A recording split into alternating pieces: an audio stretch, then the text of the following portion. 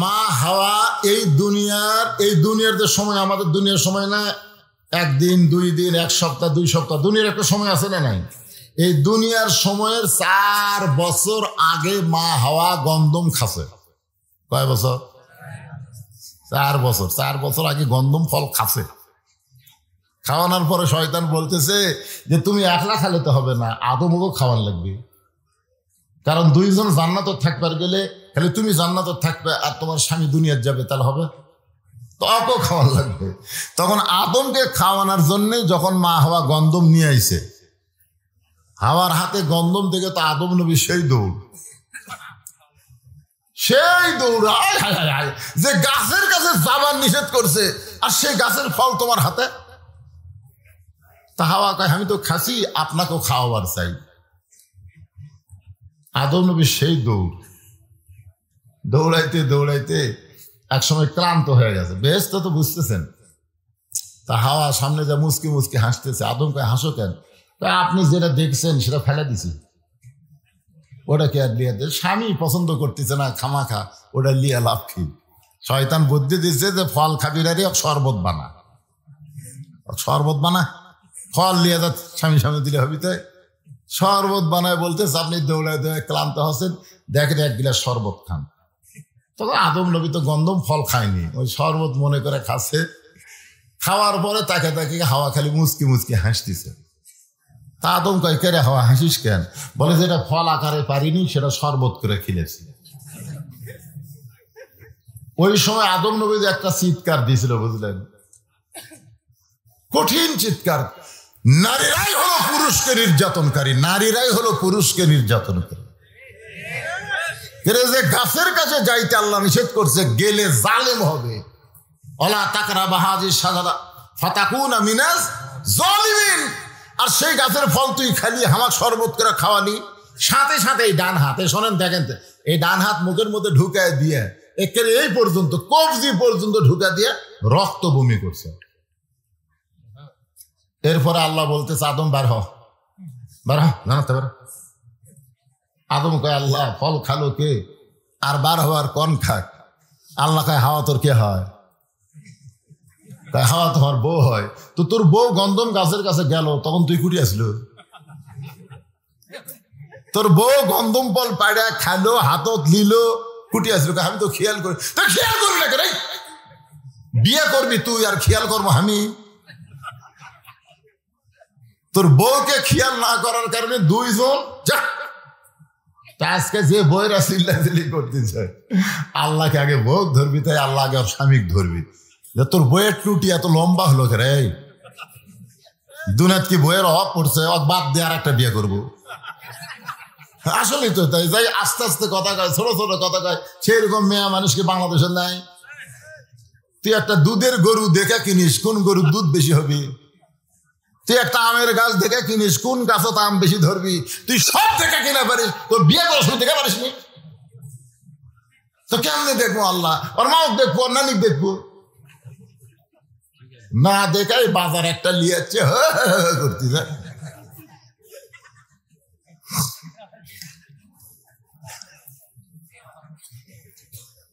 চুপ হয়ে গেছে। দেখেন ওয়াজ বোঝে না, এরা ওয়াজ বোঝে না, খবর যাচ্ছে।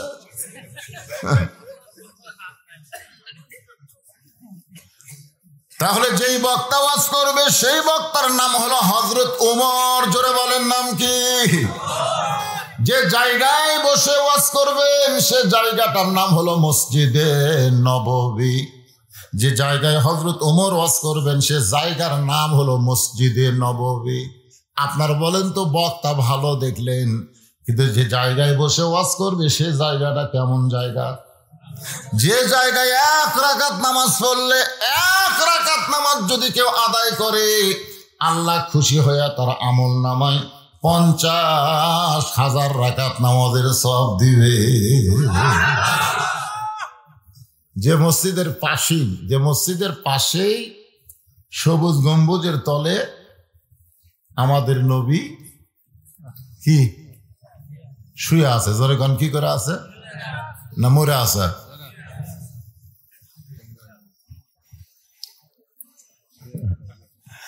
ইসলামের আলো জ্বলায়া দিয়া নবী ঘুমায়া আসেন সোনার মদিনায়। সুবহানাল্লাহ হবেন না?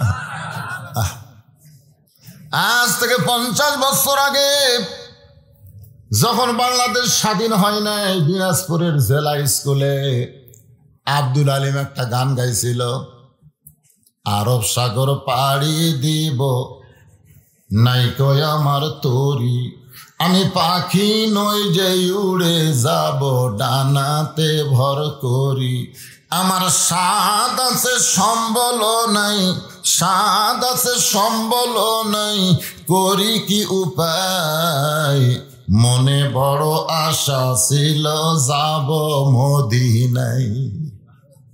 ওই সময় দিনাজপুরের কেন্দ্রীয় মসজিদের হুজুর মুফতি সাহেব আব্দুল আলিমকে বলতেছে কাছে ডাক দিয়ে যে আপনি গানটা একটু ভুল করলেন।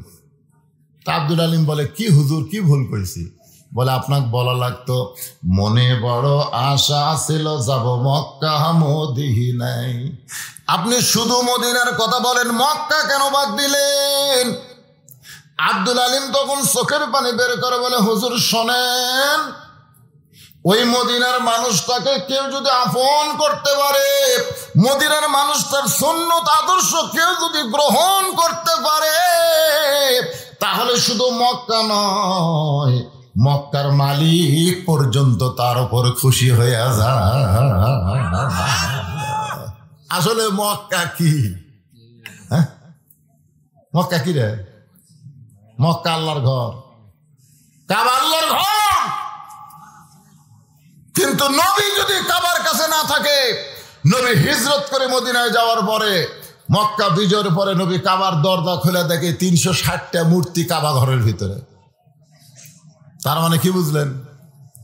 যে আল্লাহর ঘর কাবা হলেও আল্লাহ কাবা সাইজ করবে না, কাবা সাইজ করতে হবে আল্লাহ ওয়ালাদের। জোরে কোন কথা ঠিক কিনা? হ্যাঁ, মনে হয় কিছু একটা এদিকে শুরু হচ্ছে বাজার। না না না, মাহফিল কমিটির লোকজন নাই, এই নাই, এত চিল্লা ছিল। আমি তো আপনাকে নিয়ামত করে এবারে সবচাইতে বেশি মাহফিল করতেছি। মেয়ে মানুষের তো এত চিল্লা আমি কোনো জায়গায় শুনে পাইনি। হ্যাঁ, আপনি দেখ পারবেন, উঠবে না, যাই পারবে তাই উঠবে। হ্যাঁ, যাই পারবে। একজন যায়, আরো মেয়ে মানুষের মধ্যে সব মরদ মানে যাওয়া যাবি তাই। হ্যাঁ, কে চিল্লাচ্ছে, কারা ইয়ে দেওয়া আছে নাকি, প্রজেক্টর দেওয়া আছে নাকি? হ্যাঁ, প্রজেক্টর চালু আছে না বন্ধ? প্রজেক্টর বন্ধ হল, চালু আছে তো, চালু থাকলো ওরা খেপে কে। আল্লাহর জিকির করে আবার আলোচনা শুরু করবে। একটু জিকির করেন, লা ইল্লাল্লাহ, লা ইলাহা ইল্লাল্লাহ, লা ইলাহা, লা ইলাহা ইল্লাল্লাহ মুহাম্মাদুর রাসূলুল্লাহ সাল্লাল্লাহু আলাইহি ওয়াসাল্লাম। একটু মনোযোগ দেন। যে জায়গায় বসে হযরত ওমর ওয়াজ করবে, ওই জায়গাটা হলো মসজিদে নববী। জোরে বলেন, জায়গার নাম কি? আর ওমর ফারুকের বসে সামনে বসে যারা ওয়াজ শুনবেন তারা হলেন নবীর সাহাবী। এখন আপনারা বলেন, সাহাবীরা শ্রোতা হিসাবে কেমন শ্রোতা? খালি ভালো করলে হবে নাকি? আল্লাহ কোরআন কারিমের মধ্যে বলেছেন, রাদিয়াল্লাহু আনহুম ওয়া রাদু আন যালিকা লিমান খাশিয়া রাব্বাহ। আল্লাহ নবীর সাহাবী যারা বিনা হিসাবে জান্নাত পাবে তারা। তাহলে বক্তা হিসেবে হযরত ওমর 1 নম্বর বক্তা, জায়গা হিসাবে মসজিদ নববী 1 নম্বর জায়গা, শ্রোতা হিসাবে সাহাবীরা হলো 1 নম্বর শ্রোতা। বক্তা ভালো, জায়গা ভালো, শ্রোতা ভালো। এখন বলেন ওয়াজটা কেমন হবে? জোরে বলেন, কেমন ওয়াজ হবে? আমি সেই ওয়াজটা 20 বছর পরে আপনাদের সামনে আলোচনা করতে চাচ্ছি। ভাইজান, অনেক ওয়াজ মানুষ ভুলে যায়, আবার ইউটিউবারের কারণে কিছু ওয়াজ শোনে, কিছু ওয়াজ আবার শুনবার পায় না। আফসোস করে বলে, হুজুর ওয়াজ তো আমরা পুরোপুরি শুনতে পাই নাই। ইউটিউবে কি শুনছেন? তখন ইউটিউব ছিল না। আমি ওয়াজটা যখন করেছি তখন ফেসবুক ছিল না। তখন ওই যে বাটন মোবাইলের মাধ্যমে আপনারা কম্পিউটার থেকে ওয়াজ নিয়ে আসা ঘরে ঘরে শুনছেন। যে ওয়াজের একটা শব্দ হলো তোমার হুঁশ নেই। একটু মনোযোগ দিয়ে শুনবেন। তিনটা বিষয় বললাম। 1 নম্বর হলো বক্তা, যখন 1 নম্বর কে, 2 নম্বর হলো জায়গা, 3 নম্বর হলো শ্রোতা। আপনারা এতক্ষণ পর্যন্ত শোনার পরে বললেন 3টাই 1 নম্বর। এখন ওয়াজ হবে কয় নম্বর? নাহমাদুহু ওয়া নুসাল্লি আলা রাসূলিহিল কারীম। যে বক্তাই হোক, ওয়াজ শুরু করার সময় প্রশংসা করতে হবে কার? শুধু আল্লাহর প্রশংসা করলে হবে না, আল্লাহর নবীর প্রতি দরুদও পড়া লাগবে। কারণ আল্লাহর প্রশংসা দিলে ওই প্রশংসা আল্লাহর কাছে যাবে না, আসমান জমিনের মাঝখানে লটকানো থাকবে। এর সঙ্গে নবীর দরুদ যখন পড়বেন তখন ওইটা আল্লাহর দরবারে গিয়া কবুল হবে। এখান থেকে প্রমাণ হয়ে গেল, আল্লাহ পাওয়ার চাইলে নবী বিনে আল্লাহ পাওয়া যাবে না। তাহলে সবাই আমার সঙ্গে বলবেন, উপায় নাই রে, উপায় নাই রে, উপায় নাই, নবী বিনে আল্লাহ পাওয়ার উপায় নাই। কেরে যুবকেরা, তোমার গলা ছাড়ে না কে? সবাই একটা সুন্দর বলে দেখেন, নবীর প্রতি মহব্বত না হলে ইবাদত করা যাবে? তাহলে সবাই বলেন, উপায় নাই রে, উপায় নাই রে, উপায় নাই, নবী বিনে আল্লাহ পাওয়ার উপায় নাই। হযরত ওমর আল্লাহর প্রশংসা, নবীর প্রতি দরুদ পড়ে যখন ওয়াজ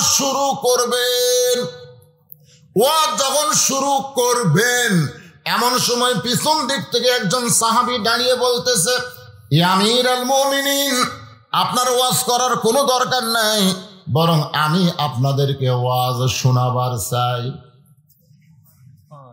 যে সাহাবী দাঁড়াইছে সে আবার পরিচিত কোনো সাহাবী না, সে হলো একজন বেদুইন সাহাবী। জোরে বলেন, কি সাহাবী? বেদুইন সাহাবীর ব্যাখ্যা হলো, যারা যাযাবর, যারা পাহাড়ি এলাকায় থাকে, সব সময় নবীর কাছে তারা আসতে পারে না। তারা মানুষের কাজ কাম করে বেড়ায়, সব সময় নবীর কাছে আসে না। আসে ঠিকই, নবীর কাছে বসবার পারে না। কারণ সব সময় নবীর সঙ্গে যারা থাকতো তাদের মধ্যে 10 জনকে আল্লাহ আশারে মুবাশশারা ডিগ্রি দিয়েছে। জোরে কোন সুবহানাল্লাহ। বেদুইন সাহাবী যাযাবর পিছন থেকে বলতেছে, আমিরুল মুমিনিন, আপনার ওয়াজ করার কোনো দরকার নাই, বরং আমি আপনাদের কিছু ওয়াজ শোনাবার চাই। সঙ্গে সঙ্গে ওসমান গনি দাঁড়িয়ে বলতেছে, এই পাগল, ওমর ফারুকের মতন বক্তা যখন ওয়াজ করে তখন তোমার মতো মানুষের ওয়াজ শুনবে কে? আমরা যারা শ্রোতা, নবীর সাহাবী, আমরা ওমরের মতন বক্তা থাকতে অন্য কোনো বক্তার ওয়াজ আমরা শুনব? যে লোকটা দাঁড়াইছে তার নাম হলো ওসমান গনি। জোরে বলেন, নাম কি? আল্লাহ রাসূল বলেছেন, আমার 2 জন সাহাবী হলেন নরমে 1 নম্বর। একটা হলো আবু বকর, একটা হলো ওসমান। আবু বকর দুনিয়া থেকে বিদায় হয়ে চলে গেছে, কারণ ওমর ফারুক যখন মদিনার খলিফা।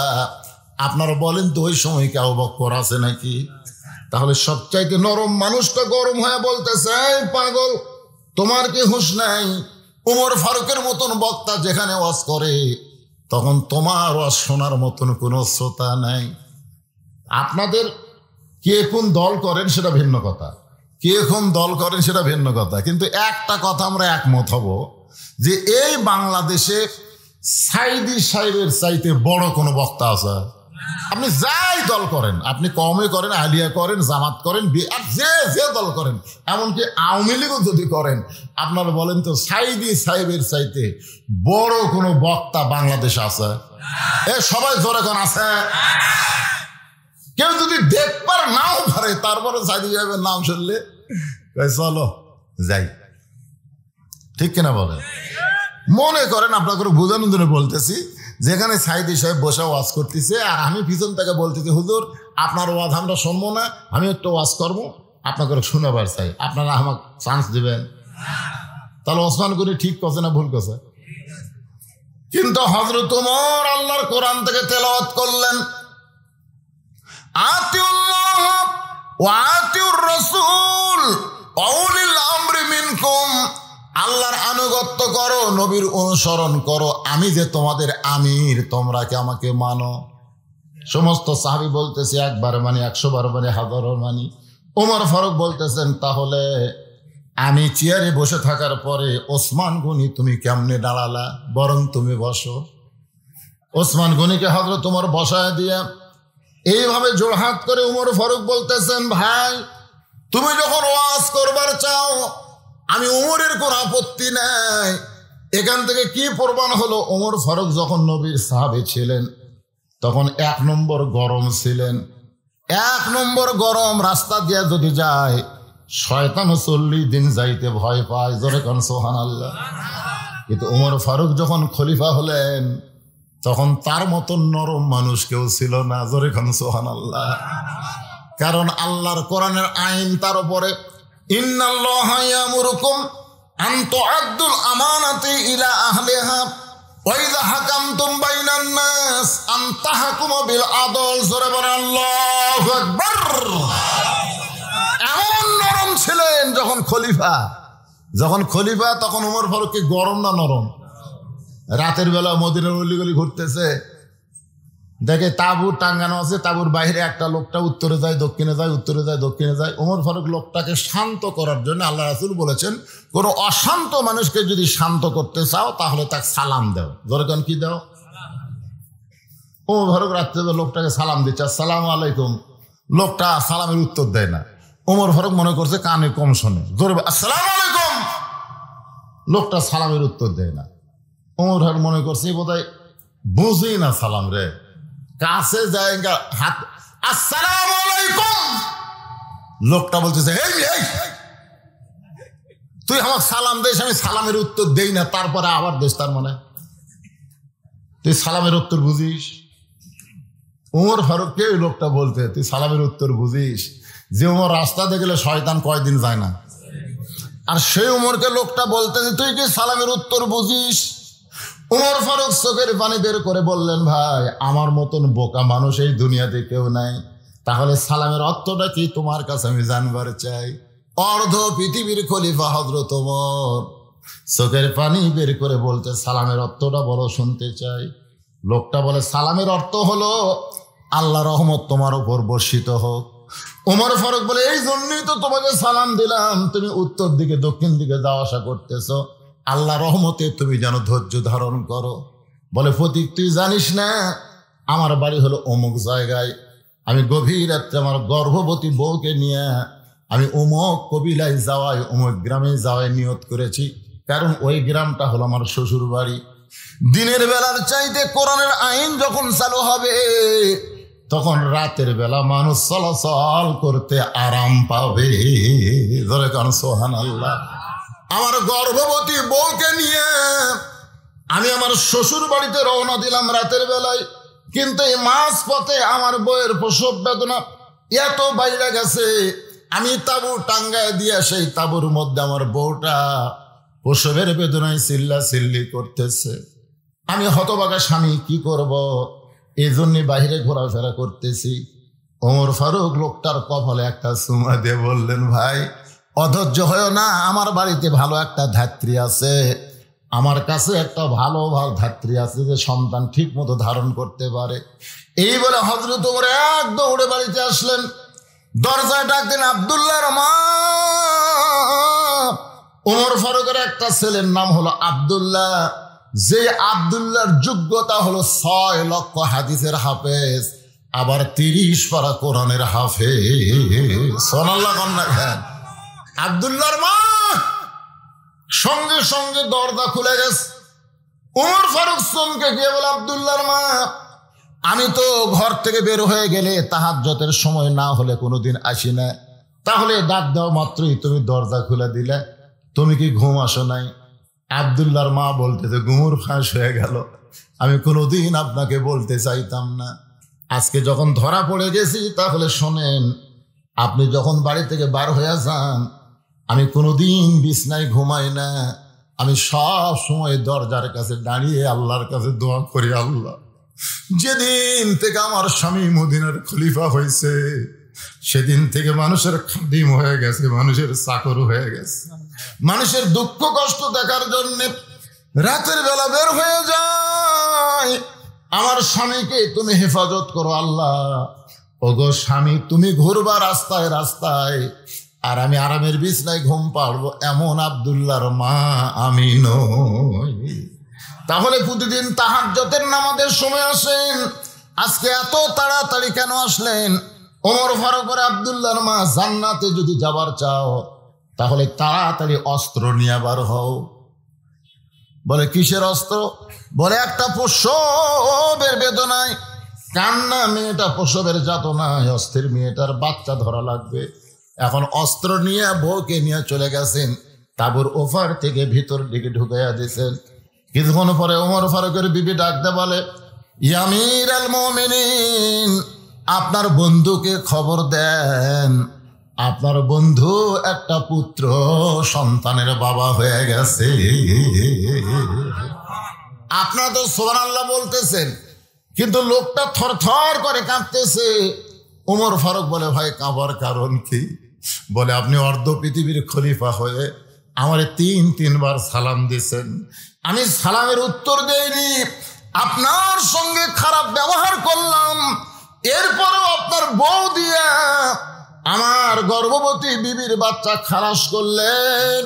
ওমর ফারুক বলে, আল্লাহর বান্দা, যতদিন আমি নবীর সাহাবী ছিলাম ততদিন আমি বড় গরম ছিলাম রে, কিন্তু যেদিন খেলাফতের দায়িত্ব পাইছি সেদিন থেকে আমার চাইতে নরম মানুষ আর দুনিয়াতে কেউ না। সুবহানাল্লাহ। ওমর ফারুক বেদুইন সাহাবীকে কাছে ডাকলেন। সাহাবী যখন কাছে আসতেছে, ওমর ফারুক আস্তে করে চেয়ার ছেড়ে ওই শ্রোতাদের কাছে, সাহাবীদের কাছে গিয়ে বসলেন। বেদুইন সাহাবীকে চেয়ার ছেড়ে দিলেন, কারণ বক্তাকে চেয়ার ছেড়ে দিয়া ওমর ফারুক যখন নিচে বসতে যাবেন, এমন সময় বেদুইন সাহাবী ওমর ফারুকের ডান হাতখানা ধরে বলতেছে, উলিল আমরি মিনকুম, আমিরকে মানতে হবে, আমিরুল মুমিনিন, আপনি চেয়ারেই বসেন, আমি দাঁড়িয়ে দাঁড়িয়ে তিনটা ওয়াজ করতে চাই। ওমর ফারুক চেয়ারে বসার পরে বেদুইন সাহাবী শুরু করলেন, নাহমাদুহু ওয়া নুসাল্লি আলা রাসূলিহিল কারীম। মাত্র তিনটা ওয়াজ। জোরে বলেন, কয় ওয়াজ?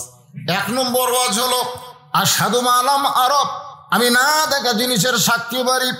2 নম্বর ওয়াজ হলো ইন্নী উহিব্বুল ফিতনা, আমি ফিতনাকে মহব্বত করি। আর 3 নম্বর ওয়াজ হলো ইকরাহুল হক, আমি হককে পছন্দ করি না। এই 3টা কথা যেই মাত্র কইছে, প্রত্যেকটা সাহাবী খালি রাগে গড় গড় গড় গড় করতেছে, রাগে খালি সকলের শরীর খালি থর থর করে কাঁপতেছে। ওমর ফারুকের রাগ উঠেছে, সিহারা রক্তের মতো লাল হয়ে গেছে, কিন্তু রাগটা কন্ট্রোল করে বললেন, ভাইজান তুমি যে 3টা ওয়াজ করলা, এই 3টা ওয়াজ মুসলমানের সামনে চলবে না, কারণ তুমি প্রথম ওয়াজ করেছো আমি না দেখা জিনিসের সাক্ষী মারি, না দেখা সাক্ষী দেওয়া যাবে না।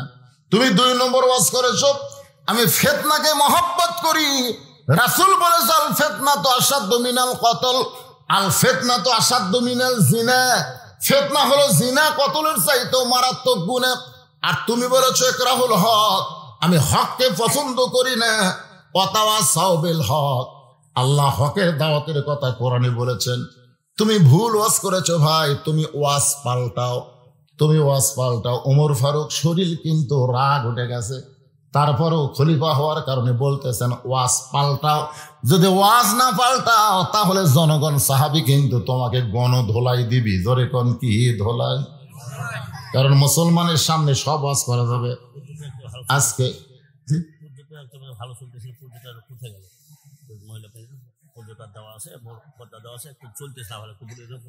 প্রজেক্টর ভাই কোথায় গেছে? তাই তো হয়েছে, আপাতত বন্ধ আছে, চলতেছে বোধ এখন। হ্যাঁ, একটা চলতেছে না, ভালো ছবি ভালো হচ্ছে না। এই প্রজেক্টর ভাই, তাই তো কই মেয়ে মানুষ হয়েছে করে কেন? এই প্রজেক্টর ভাই দেখেন, খেয়াল করে, একটা ভালো চলতেছে না, সেটা ভালো করেন। এখন আলোচনাটা একটু খেয়াল করবেন। আমাদের বাংলাদেশে শোনেন, 90% মুসলমানের দেশে একজন নারী আছে, সেই নারী ওয়াজ করে। আবার যা সব জায়গা ওয়াজ করে না, একেবারে সবচাইতে দামি জায়গা সংসদে ওয়াজ করে। কি ওয়াজ করে? কি শুনবেন ওয়াজ? আগে করের মন আখেরের কাজ, ধ্যান যোগে হয় দিলের নামাজ। ও তোমার পাঞ্জে গানা নামাজ পড়া লাগবে না। ওরে শরীয়তের মৌলানা, চোখ দুইটা করলা কানা, মনের পর্দা বড় পর্দা তোমরা খুঁজা পাইলা না, তেতুল হুজুর বুঝলো না। এই গান যখন সংসদে গাইছে তখন স্পিকার সাহেব কি বলছে? গান পাল্টাও। পাল্টাবার কয়েছে, বরং স্পিকার বলেছে আর একটা গান গাও, আর একটা গান গাও। কারণ যেই নামাজ সম্পর্কে রাসূল বলেছেন লা সালাতা লা ঈমান, যার নামাজ নাই তার ঈমান নাই। যেই নামাজ সম্পর্কে রাসূল বলেছেন লা সালাতা লা দীন, যার নামাজ নাই তার কোনো ধর্ম নাই। যে নামাজ সম্পর্কে রাসূল বলেছেন বাইনাল আবদি ওয়াল কুফরি তরকুস সালাত, বান্দার কাফের মধ্যে পৃথক করার জিনিসটার নামই হলো নামাজ। আর মমতাজ কইল ধ্যান যোগে হয় দিলের নামাজ, ও তোমার পাঞ্জে গানা নামাজ পড়া লাগবে না। তাহলে পাঞ্জে গানা নামাজ কি আমরা পড়ি না? আল্লাহ নবী পড়ছে। আল্লাহ নবী পড়ে নাই, সাহাবীরা পড়ে নাই। তাহলে সবাই 5 ওয়াক্ত নামাজ পড়ি। আর এই মমতাজ এইরকম বাতিল একটা গান গাওয়ার পরে তার গান তো বন্ধ করে দেয়নি, বরং তাকে সংসদের এমপি বানায়া দিছে। 90% মুসলমানের দেশ। আর ওমর ফারুক যেই দেশের খলিফা, সেই দেশটা হলো এই বাংলাদেশের মতন 96টা দেশ। সুবহানাল্লাহ। পাল্টাও। ওমর ফারুক রাগ, কপাল ঘামে গেছে, পাল্টাও। তুমি 3টা ওয়াজ করছো, এই ওয়াজ চলবে না, পাল্টাও।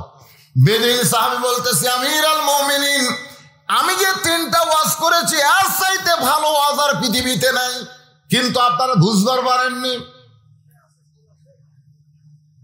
যেই বলছে আমি যে 3টা ওয়াজ করছি, ওয়াজ করছে কয়টা? এর চাইতে ভালো ওয়াজ আর পৃথিবীতে নাই, আপনারা বুঝবার পারেননি। সাহাবীরা বলতেছে আমিরুল মুমিনিন, আমরা এতগুলো সাহাবী, আপনি খলিফা, আর এই একটা যাযাবর পাহাড়ের গুহার মধ্যে থাকে, আর এই ওয়াজ করলো আমরা বলে বুঝবার পারিনি। আপনি পাল্টাবার করলেও পাল্টানো না, বরং উল্টে কথা আমরা বুঝবার পারিনি। ওমর ফারুক দেখলেন যে হারে সাহাবী খেপে গেছে, এক ছাড়িয়ে দিলে তো। ওমর ফারুক লোকটাকে জেলখানায় বন্দি করলেন। আজও বাংলাদেশের সরকার উচিত হলো মমতাজকে সংসদের এমপি না বানায়া এই বাজে গানের জন্য জেলখানাত বন্দি করা দরকার। আজকে যারা কোরআনের হক কথা বলে তাদেরকে জেলখানায় বন্দি করছে, আর যারা কোরআন হাদিসের বিরুদ্ধে কয় ওরে শরীয়তের মৌলানা, আমাকে বলতেছে চোখ দুইটা করলা কানা, কোরআন হলো 90 পারা তোমরা খুঁজে পাইলা না। কোরআন কয় পারা? জোরে কোন কোরআন কয় পারা? এই মমতাজ 90% মুসলমানের দেশে কোরআনকে 90 পারা কইছে, তারপরেও তাকে জেলের মধ্যে বন্দি করা হয় নাই, বরং তারপরে তাকে উচ্চ আসন দিয়ে সংসদে রাখা হয়েছে। আর হযরত ওমর বেদুইন সাহাবী 3টা ওয়াজ করেছে, তারপরও বলতেছে এর চাইতে ভালো ওয়াজ পৃথিবীতে নাই। সাহাবীদের রোষানল থেকে বাঁচানোর জন্য তাকে জেলখানায় বন্দি করলেন। এশার নামাজ পড়ে হযরত ওমর বাড়িতে গেলেন। মনটা বড় খারাপ, মনটা বড় খারাপ। সাহাবীদের সামনে ওয়াজ করতে চেয়েছিলেন, সে ওয়াজটাও তো করা হলো না। আবার যে বেটা ওয়াজ করলো এমন একটা বাজে ওয়াজ করলো, রোষানলে পড়ে তাকে জেলখানায় বন্দি করা হলো। মনটা খারাপ করে বাড়িতে গেলেন। এশার নামাজ না পড়ে হযরত ওমর রাতের খাওয়া কোনোদিন খান না। সুবহানাল্লাহ। আপনারাও নিয়ত করবেন আমরা রাতের খাওয়া খাবো এশার নামাজের আগে না পরে। আমরা দুপুরের খাওয়া খাবো জোহরের নামাজের আগে না পরে। সবাই নিয়ত করেন এই 2টা খাওয়া 2 নামাজের পরে খাবেন, নামাজের মধ্যে মজা পাবেন। এই যে এশার আগে যারা খাচ্ছে সমানে খালি মারতে যায়, শোনেন, পেট ভরা অবস্থায় নামাজ পড়াতে কতদূর কষ্ট হয়। আজ থেকে আপনারা এরকম নিয়ত করতে পারবেন যে হুজুর আমি ঈশার নামাজ না পড়ে রাতের খাওয়া খাবো না। পারবেন? নিয়ত করতে পারবেন? জোহরের নামাজ না পড়ে আমি দুপুরের খাওয়া খাবো না। নিয়ত করেন, খালি নিয়ত করেন, দেখেন এই দুই নামাজের প্রতি আকর্ষণ আপনার বাড়াতে হবে, খাওয়ার উপর আল্লাহ রুচি দিবে। সুবহানাল্লাহ। ওমর ফারুক ঈশার নামাজ পড়ে বাড়িতে ঢুকে থাকে, দস্তরখানায় খাবার রেডি করে দিয়ে বউ দূরে দাঁড়িয়ে থাকে। ওমর ফারুকের সামনে বউ দাঁড়িয়ে থাকতে পারে না। আব্দুল্লাহর মা বড় শরম, দূরে দাঁড়িয়ে থেকে দেখে ওমর ফারুক খাবার পরে দুই হাত তুলে আল্লাহর কাছে দোয়া করে। এটা কিন্তু বউয়ের সামনে করা যায় না। বউ দূরে দাঁড়িয়ে আছে আর ওমর ফারুক দোয়া করতেছে, আল্লাহ যে বউটা আমাকে এত সুন্দর করে রুটি হালুয়া তৈরি করে দিল, আমার সেই বউটাকে তুমি জান্নাত দিও আল্লাহ। আল্লাহ আমি ওমর যখন জান্নাতে যাব, আমি আব্দুল্লাহর মাকে নিয়ে জান্নাতে থাকবার চাই। জান্নাতে আমার হুর গেলমানের কোনো দরকার না। সুবহানাল্লাহ। এইরকম দোয়া শুনে বউ খুশি হবি না বেজার হবি? কারণ ওমর ফারুক জানে যে বেহেশতে যতই হুর থাক আমার বউয়ের চাইতে সুন্দর না। সুবহানাল্লাহ। আপনারা কি মনে করেন বেহেশতে যতই হুর থাক আপনার বউয়ের চাইতে সুন্দর না? তার প্রমাণ হলো সূরা ৩ পড়েন। আল্লাহ 4টা কসম খাইছে, জোরে কোন কয় কসম? ওয়াত্তিন ওয়াজ্জাইতুন ওয়াতুরি সিনিন ওয়াহাযাল বালাদিল আমিন। 4টা কসম খাওয়ার পরে আল্লাহ বলতেছেন, লাকাদ খালাকনাল ইনসানা ফি আহসানি তাকওয়িম। আহসানি তাকওয়িম আলেম ওলামারা বুঝতেছে এই চেহারাটা 4বার আল্লাহ কসম খায় কইছে মানুষের চেহারা সর্বোত্তম সুন্দর করে আমি আল্লাহ সৃষ্টি করেছি। আপনারা বলেন তো আপনার বউ মানুষ না হুর মানুষ? কথা কয় না, কথা কন না কেন? আপনার হুর মানুষ না বউ মানুষ? তো তাহলে এখন আপনার বলেন আল্লাহর কোরআন অনুযায়ী হুর সুন্দর না বউ সুন্দর? জবান খুলে বলা লাগবে, যেই বলবো হুর সুন্দর না বউ সুন্দর, আপনার যেটা কোরআন হিসেবে দলিল দিয়েছে সেটা আপনারা বলবেন। হুর সুন্দর না বউ সুন্দর? আরো জোরে বলেন, কি সুন্দর? জোরসে বলুন। শুনবার পাচ্ছে না, ওরা শুনবার পাচ্ছে, একটু জোরে কর না কেন? হুর সুন্দর না বউ সুন্দর?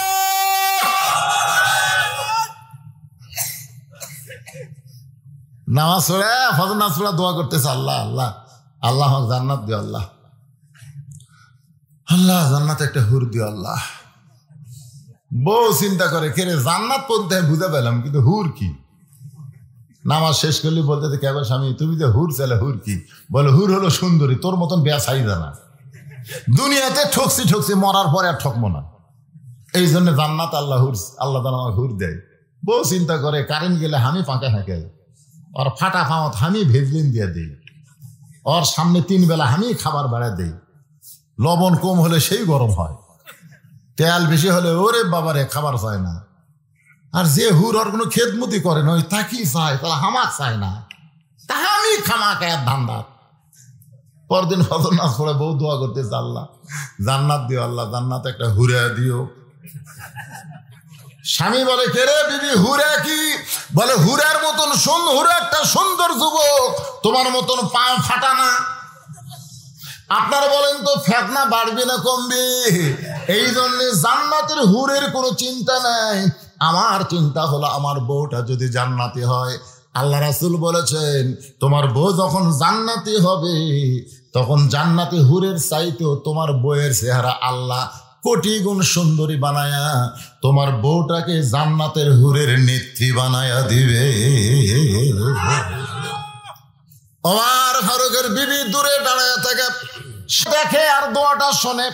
কিন্তু আজকে হযরত ওমর খাবার বসে আল্লাহুম্মা বারিক লানা ফিমা রাযাকতানা ওয়া কিনা আযাবান নার, এই দোয়াটা পড়ে যখন রুটি ছেড়ে হালুয়া নিয়ে লোকমা মুখে দিবে, এমন সময় ঈমান বলতেছে ওয়াইযা হাকামতুম বাইনান নাস আন তাহকুমু বিল আদল।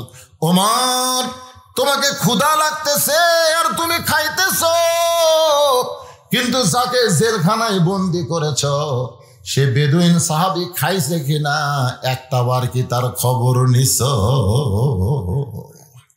সুবহানাল্লাহ কর না কেন? তোমারে ক্ষুধা লাগতেছে আর তুমি খাইতেছো ওমর, কিন্তু যাকে কারাগারে বন্দি করছো সেই বেদুইন সাহাবী খাইছে কিনা একটা বার কি তার খবর নিছ? সঙ্গে সঙ্গে হযরত ওমর ইমানের দাবিতে নিজের রুটি আর হালুয়া টোপলা করে যখন বের হয়ে যায়, ওমর ফারুকের বিবি চমকে গেল। যে স্বামী খায়া আমার জন্য দোয়া করে আর সেই স্বামী না খায়া টোপলা নিয়ে কোথায় গেল? ওমর ফারুক গভীর রাত্রে বেদুইন সাহাবীর জেলখানার দরজায় সালাম দিয়ে বলে, ভাইজান এই দেখো তোমার জন্য রুটি আর হালুয়া নিয়ে আইছি। বেদুইন সাহাবী মুচকি মুচকি হাসি আর বলে, আল্লাহর কোরআন দিয়ে যখন রাষ্ট্র চলে তখন নেতা খাওয়ার আগে কয়েদির খাওয়া আগে হয়। সুবহানাল্লাহ। আল্লাহর এই কোরআন দিয়া যখন রাষ্ট্র চলবে তখন নেতারা খাওয়ার আগে দুঃখী মানুষের আগে খাবে। সুবহানাল্লাহ না গান। কিন্তু আজকে আমাদের বাংলাদেশে মানুষের তৈরি করা আইন দিয়ে দেশ চলে, যার কারণে গরিবেরা খাবার পায় না আর নেতারা খাইয়া খাইয়া হুঁশ পায় না। জোরে কর ঠিক কিনা? আইরে নেতার খাওয়া। মাঝে মাঝে ফেসবুকে দেখা যায় এক নেতার সামনে প্রায় 42 আইটেমের তরকারি। হ্যাঁ, নেতা তাকায় আছে, নাম হলো, নেতার নাম হল হাসান মাহমুদ চৌধুরী। আমি নিজে দেখছি 42 আইটেম, মুখের সব ইলিশ কাতো যা আছে সব দিচ্ছে। নেতা খাবি কিরে? যে দেশের দ্রব্য মূল্যের দাম লাগামহীন বাড়তেছে, নেতাদের একটু চিন্তা করার দরকার আছে না নাই? ওমর ফারুক চমকে গেলেন, কারণ কয়েদি যে কথা বলছে কথা ঠিক না মিথ্যা? আল্লাহর কোরআন দিয়ে যখন রাষ্ট্র চলবে তখন নেতা খাওয়ার আগে কয়েদির খাওয়া আগে হবে। ওমর ফারুক বাড়িতে চলে গেলেন। নিজের বিছনায় যখন ঘুমাতে যাবেন, বউ বলে, স্বামী গো, আমি দূর থেকে কিন্তু দেখতে পেয়েছি আপনি কিন্তু খাবার খান নাই, খাবার টোপলা করে কোথায় যেন পৌঁছায় দিলেন। ওমর ফারুক বলে, বিবি রে, একজন বেদুইন সাহাবীকে কারাগারে বন্দি করা হয়েছে, আমি খাবার বসার সাথে আমার ইমান বলে দিল, ওমর তুমি কেমনে খাও? যাকে বন্দি করেছো সে খাইছে কিনা খবর নাও। ওগো বিবি, আমার খাবার টোপলা করে সেই বেদুইন সাহাবী কারাগারে বন্দি তাকে দিয়ে আসলাম। বউ বলে, স্বামী আপনি জানেন না, আপনি না খাইলে আমি কোনোদিন খাই না। আমার যে খাওয়াটা আছে, আসেন আমরা দুইজন মিলে খাই। ক্ষুধা পেটে দাওয়াত দিলে কিন্তু আর দেরি হয় না। জোরে কোন কথা ঠিক কিনা? ওমর ফারুক তার বউয়েরটা সামনে নিয়ে স্বামী স্ত্রী দুইজন মিলে যখন খাবার যাবে, আল্লাহুম্মা বারিক লানা ফি মা রাযাকতানা ওয়া কিনা আযাবান নার বিসমিল্লাহ বারাকাতিল্লাহ বলে ওমর ফারুক রুটি আর হালুয়া নিয়ে যখন মুখে দিবার যাবে, এমন সময় ইমান বলতেছে, ওমর যাকে কারাগারে বন্দি করেছো তাকে তোমার খাবার দিছ, কিন্তু সে যদি বাড়ির কর্তা হয়, সে যদি বাড়ির অভিভাবক হয়, আর অভিভাবক যদি কারাগারে বন্দি থাকে, তার বাড়ির খবর না নিয়ে তুমি কেমনে খাও?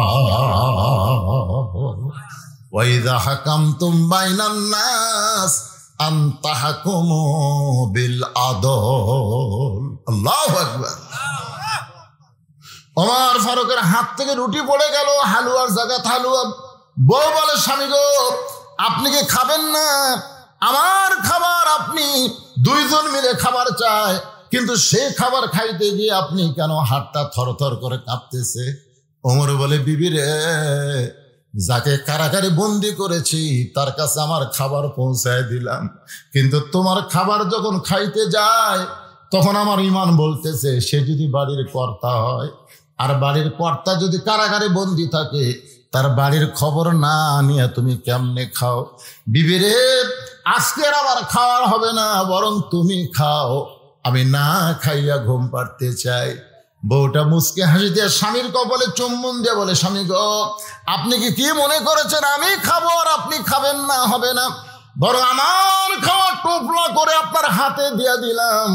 যাকে বন্দি করেছেন তার বাড়িতে এই খাবার পৌঁছায়া দেন। লিল্লাহে গভীর রাত্রে হযরত ওমর নিজে না খাইয়া, বিবি না খাইয়া, ওই খাবার টোপলা নিয়ে পাহাড়ি এলাকায় বেদুইন সাহাবীর বাড়ির দিকে রওনা দিলেন। বাজান পাহাড় এলাকায় কোন জায়গায় থাকে সেই বেদুইন সাহাবী?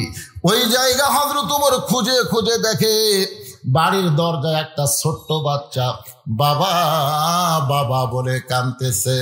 একটা ছোট্ট বাচ্চা, কিতাবের মধ্যে লেখছে বয়স হলো মাত্র 7 বছর। জোরে কোন কয় বছর? 7 বছরের একটা ছোট্ট বাচ্চা বাবা বাবা বলে কাঁদতেছে আর বলতেছে, বাবা সকালবেলা বাড়ি থেকে বের হয়ে গেলেন, সন্ধ্যা ঘনিয়ে রাত হয়ে গেল, এখনো পর্যন্ত আপনি কেন বাড়িতে আসেন না? বাবা গো, আপনি কি জানেন না আপনি ছাড়া আমি ঘুমাই না, আপনি ছাড়া আমি খাই না, বাবা এত রাত হয়ে যায়, আপনি কেন আসেন না? ওমর ফারুক বুঝতে পারলেন যাকে কারাগারে বন্দি করেছি এটা তারই সন্তান হবে। বাবার আদর নিয়ে হযরত ওমর ছেলেটার হাত ধরে বুকের মধ্যে জাপটে ধরে বললেন, বাবা আজকে তোর বাবা হয়তো আসতে পারবে না, কোনো কাজে হয়তো আটকে গেছে, আমি তোমার বাবা হইয়া এই যে খাবার আনছে এই খাবারটা তুমি খাও। ছোট্ট ছেলে বলে, পথিক তুমি কি আল্লাহর কোরআন পড়ো না? জোরে গান সুবহানাল্লাহ। 7 বছরের একটা ছেলে ওমর ফারুককে বলে, পথিক তুমি কি আল্লাহর কোরআন পড়ো না? আল্লাহ কোরআনের মধ্যে বলেছেন, ওয়াকাযা রাব্বুকা আল্লা তা'বুদু ইল্লা ইয়াহু ওয়া বিল ওয়ালিদাইনি ইহসানান। রে দুনিয়ার সন্তানেরা, আল্লাহর ইবাদতের পরেই তোমাদের 2 নম্বর দায়িত্ব হলো বাপ মার প্রতি ইহসান করা, দয়া করা, ভক্তি করা। আমার কলিজার মধ্যে আমার বাবা ছাড়া অন্য কারো জায়গা নাই। তুমি যতই বাবার দরদ দিবার চাও, আমি তোমার দরদ গ্রহণ করব না। জোরে কর না সুবহানাল্লাহ। তুমি আমার বাবা হয়ে আমাকে দয়া করবা, কিন্তু আমার এই কলিজার মধ্যে আমার বাবা ছাড়া অন্য কারো জায়গা, জোরে কোন অন্য কারো জায়গা আর আমাদের কলিজার মধ্যে। সেই রকম গরু কিনছে রে 1.5 লাখ টাকার গরু, গলাত মালা দিয়া। বাবার দরবারেতে কেউ ফিরে না খালি হাতে। নিজের বাপের সামনে দিয়ে যায়, কতগুলা বান্দর আছে, নিজের বাপের সামনে দিয়ে যায়, শ্বশুরও সালাম দেয়, আসসালামু আলাইকুম আব্বা, কেমন আছেন আব্বা? আম্মা কেমন আছে? চলেন আব্বা চা খাই। বাপ খালি কান্দের কয়, 1টা বছর হলো শয়তান, তুই আমার কোনোদিন চা খেলে ফেললি না। আর তোর শ্বশুর যখন আসে আব্বা আব্বা করিস, তোর কলজাত কার জায়গা দিছ রে? আমার জায়গা নাই। এরকম পাটা আছে না নাই? জোরকান আছে না নাই? এই নিজের মা বাদ দাম্মা, ডাব খাবেন না গ্লুকোজ খাবেন আম্মা, শালা বাঞ্চ। এরকম পাটা কত আছে না নাই? 7 বছরের একটা বাচ্চা ওমর ফারুককে বলতেছে, পথিক তুমি কি আল্লাহর কোরআন পড়ো নাই? কি তুমি কি কোরআন জানো না?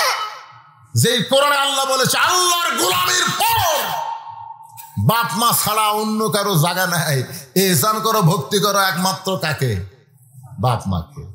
আমার বাবা ছাড়া আমি খাইও না, আমার বাবা ছাড়া আমি ঘুমাই না, তবে আমি বিশ্বাস করি তুমি অত্যন্ত ভালো মানুষ, তুমি অত্যন্ত ভালো মানুষ। ভালো মানুষ না হলে এত রাত্রে তুমি আমার খোঁজে আইছো এক টোপলা খাবার নিয়ে। তুমি ভালো মানুষ হতে পারো, কিন্তু আমার বাবার জায়গায় তোমার কোনোদিন জায়গা হবে না। সঙ্গে সঙ্গে হযরত ওমর ওই 7 বছরের বাচ্চাকে কান্দে তুলে নিলেন। অর্ধ পৃথিবীর খলিফা কত নরম মানুষ দেখেন, 7 বছরের বাচ্চাকে কান্দে তুলে কান্দে করে নিয়ে আসলেন ওই বেদুইন সাহাবী যে জেলখানায় বন্দি, ওই জেলখানার দরজা। ওই দেখো তোমার বাবা ঘরের মধ্যে বন্দি আছে। ছেলেকে নামায় দিয়া ওমর ফারুক শট করে খুব তাড়াতাড়ি সরে গেলেন।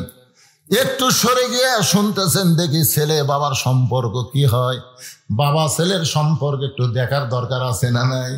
ওমর ফারুক একটু সরে গিয়া শুনতেছে ছেলে দরজাত গিয়ে বলতেছে, বাবা সকালবেলা বাড়ির থেকে বার হছো, সন্ধ্যার সময় তুমি বাড়ি যাও, তুমি বাড়ির না গেলে আমি খাই না ঘুমাই না, তুমি জানো না? বাপ বলতেছে আমি তো যাবার চাই, কিন্তু আমাকে যে বন্দি করছে। সঙ্গে সঙ্গে ছেলে চিল্লায় বলে, বাপ কে তোমাকে জেলখানায় বন্দি করছে? একবার খালি নাম কও, আমি তো সাইজ করবো, খালি নাম কও। ওমর ফারুক দূর থেকে শুনতেছে আর হাসতেছে। এটাই হলো আসল সন্তান, সুবহানাল্লাহ। এরাই হলো আসল বাপ। কে তোমাকে বন্দি করছে আব্বা? খালি কোন নাম কও। কে তোমাকে ভাত খাবার দেয়নি আব্বা? পান্তা দিছে। মানে আর বাপ আসলে গরম ভাত দেয়, আর শ্বশুরও পান্তা দেয়। পান্তা, শ্বশুর পান্তা। এরকম বউ আছে না নাই? কথা কোন আছে না নাই? কে দিছে আব্বা তোমার পান্তা? কে দিছে? নাম কও। যদি কয় তোর বউ দিছে, 2 তালাক, 3 তালাক। আমার শ্বশুরক দিবি 14 আইটেমের তরকারি, আর আমার বাপক দিবি 22টা বিস্কুট। কথা কন কে দিছে? কে 22টা বিস্কুট কে দিছে? তো সে বউ থোয়া যাবি? খালি বলতেছে আব্বা খালি নাম কও, তোমাকে জেলখানাত কে বন্দি করছে? খালি নাম কও। আমি তো এক সাইজ করবো, বাবার নাম কও। বাবা কাছে ডেকে বলতে চাই, চিল্লা চিল্লি করিস কেন? তুই কি জানিস তোর বাবাকে কে জেলখানায় বন্দি করছে? বলে খালি নাম কও, জানবারি তো চাচ্ছি। বলে পাগলে চিল্লা চিল্লি করিস না, যে তোর বাবাকে জেলখানায় বন্দি করেছে সে হলেন অর্ধ পৃথিবীর খলিফা হযরত ওমর। যেই কইছে সঙ্গে সঙ্গে ছেলেটা জেলখানার দরজাত বসে পড়েছে। জেলখানার দরজাত বসে পড়ে বলতেছে, বাবা তুমি মারাত্মক অন্যায় করেছো, বাবা তুমি মারাত্মক অন্যায় করেছো। ওই মহামানব যখন তোমাকে জেলখানায় বন্দি করেছে, তাহলে আমার মনে হয় তোমার বড় দোষ আছে বাবা। আপনারা বলেন তো। কিছুক্ষণ আগে যেই ছেলেটা বললো খালি নাম কও, কিন্তু নামটা শোনার পরে সেই ছেলেটা কাঁদতেছে আর বলতেছে, বাবা তুমি মারাত্মক দোষ করেছো বাবা। কারণ ওই মহামানব যখন তোমাকে বন্দি করেছে, এই মহামানবের খবর কিন্তু ছেলে জানে না, ওই ছেলের বাবা গল্পে গল্পে শোনাইছে। জোরে কর সুবহানাল্লাহ। আপনাকে ছেলেদের কি দেন যখন কান্দে? আমাকে হুজুর দোয়া দেন তো। দোয়া পড়া দিলাম, কান্দন থামে না। তেল পড়া দিলাম, কান্দন থামে না। পরে মাও কয়, হুজুর আপনাকে দোয়া দরুদের বরকত নাই। 1-8 মাস পরে বললাম, মা কান্দে, আর কান্দে না। কান্দে না কেন? ওর বাপ একটা মোবাইল কিনে দিয়েছে হুজুর। যখন কান্দে তখন গেম বার করে দেয়, ওই গেম খেলা দেখে আর কান্দে না। এই বেদুইন সাহাবী তার সন্তান যখন জেদ করে, ছোট বাচ্চারা জেদ করে কি করে না, তখন কাছে ডাইকা বলে, বাজান শোনো একটা মহামানবের গল্প শোনাই। তখন হযরত ওমর ফারুকের গল্প এই বাচ্চাকে শোনাইছে। বাজান শোনো, একজন খলিফা আমাদের আছে, যিনি হলেন অর্ধ পৃথিবীর খলিফা। আমরা সবাই ঘুম পাড়ি বাবা, কিন্তু ওই মানুষটা ঘুম পাড়ে না। ছেলেকে গল্প শোনাইতেছে, ওই মানুষটা ঘুম পাড়ে না। একদিন গভীর রাত্রে মদিনার অলি গলি ঘুরতে গিয়ে দেখে একটা তাঁবুর ভিতরে গোস্ত সিদ্ধ হচ্ছে, আর বাচ্চারা সাইটে কান্নাকাটি করতেছে। মা, ও মা তাড়াতাড়ি খাবার দাও, বড় ক্ষুধা লাগছে। মা বলতেছে, একটু ধৈর্য ধরো বাবা, এ গোস্ত সিদ্ধ হলেই তোমাদের খাবার দেব। ওমর ফারুক চিন্তায় পড়ে গেলেন, দুনবার গোস্ত হলে 8 ঘন্টা, উটের গোস্ত হলে 1 ঘন্টা লাগবে, কিন্তু এত রাত হয়ে গেল এখন পর্যন্ত গোস্ত সিদ্ধ হয় না। ওই ছেলেটাকে বেদুইন সাহাবী এই মহামানবের গল্প শুনাইছে। এখন হযরত ওমর বলতেছে, মা তোমার 2টা বাচ্চা ক্ষুধার জ্বালায় কান্দে, আর তোমার গোস্ত সিদ্ধ হয় না, এমন কি গোস্ত তুমি সিদ্ধ করো? মা বলতেছে, পথিক এই রাস্তা দিয়ে তুমি চলে যাচ্ছ, যাও, আমাদের দুঃখের খবর নিয়ে কি করবা? পথিক রে, আমাদের বাড়ি হলো ইয়ামিন দেশে, আমরা এসেছিলাম হযরত ওমর ফারুকের কাছে, কিন্তু বিকেল বেলা এত মানুষের ভিড়, আমার 2টা এতিম বাচ্চাকে নিয়ে আমি যাবার পারি নাই। আমি মনে করলাম আগামীকাল সকাল বেলায় যাব, এই জন্য রাতের বেলা তাঁবু টাঙ্গাইয়া আমি 2টা সন্তানকে নিয়ে ঘুমাবার চাই, কিন্তু আমার সন্তান 2টার পেটে এত খিদা লাগছে, খালি কান্দে। ওদের সান্ত্বনা দেওয়ার জন্যে পাথর আর পানি পাতিতে তুলে দিয়ে আমি নিচে আগুন লাগাইছি। পথিক রে, এই পাথর কোনোদিন সিদ্ধ হবে না, আমার 2টা সন্তান কান্না বন্ধ করতেছে না।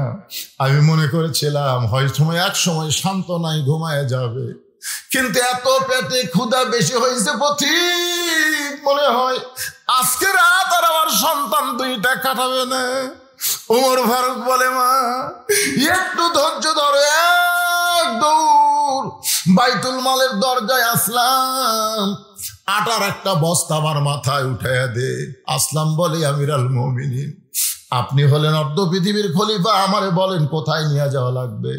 ওমর কয়, আসলাম রে, একজনের পাপের বোঝা আর একজন কেউ মাথায় নেয় না, দে আমার মাথায় উঠাইয়া দে।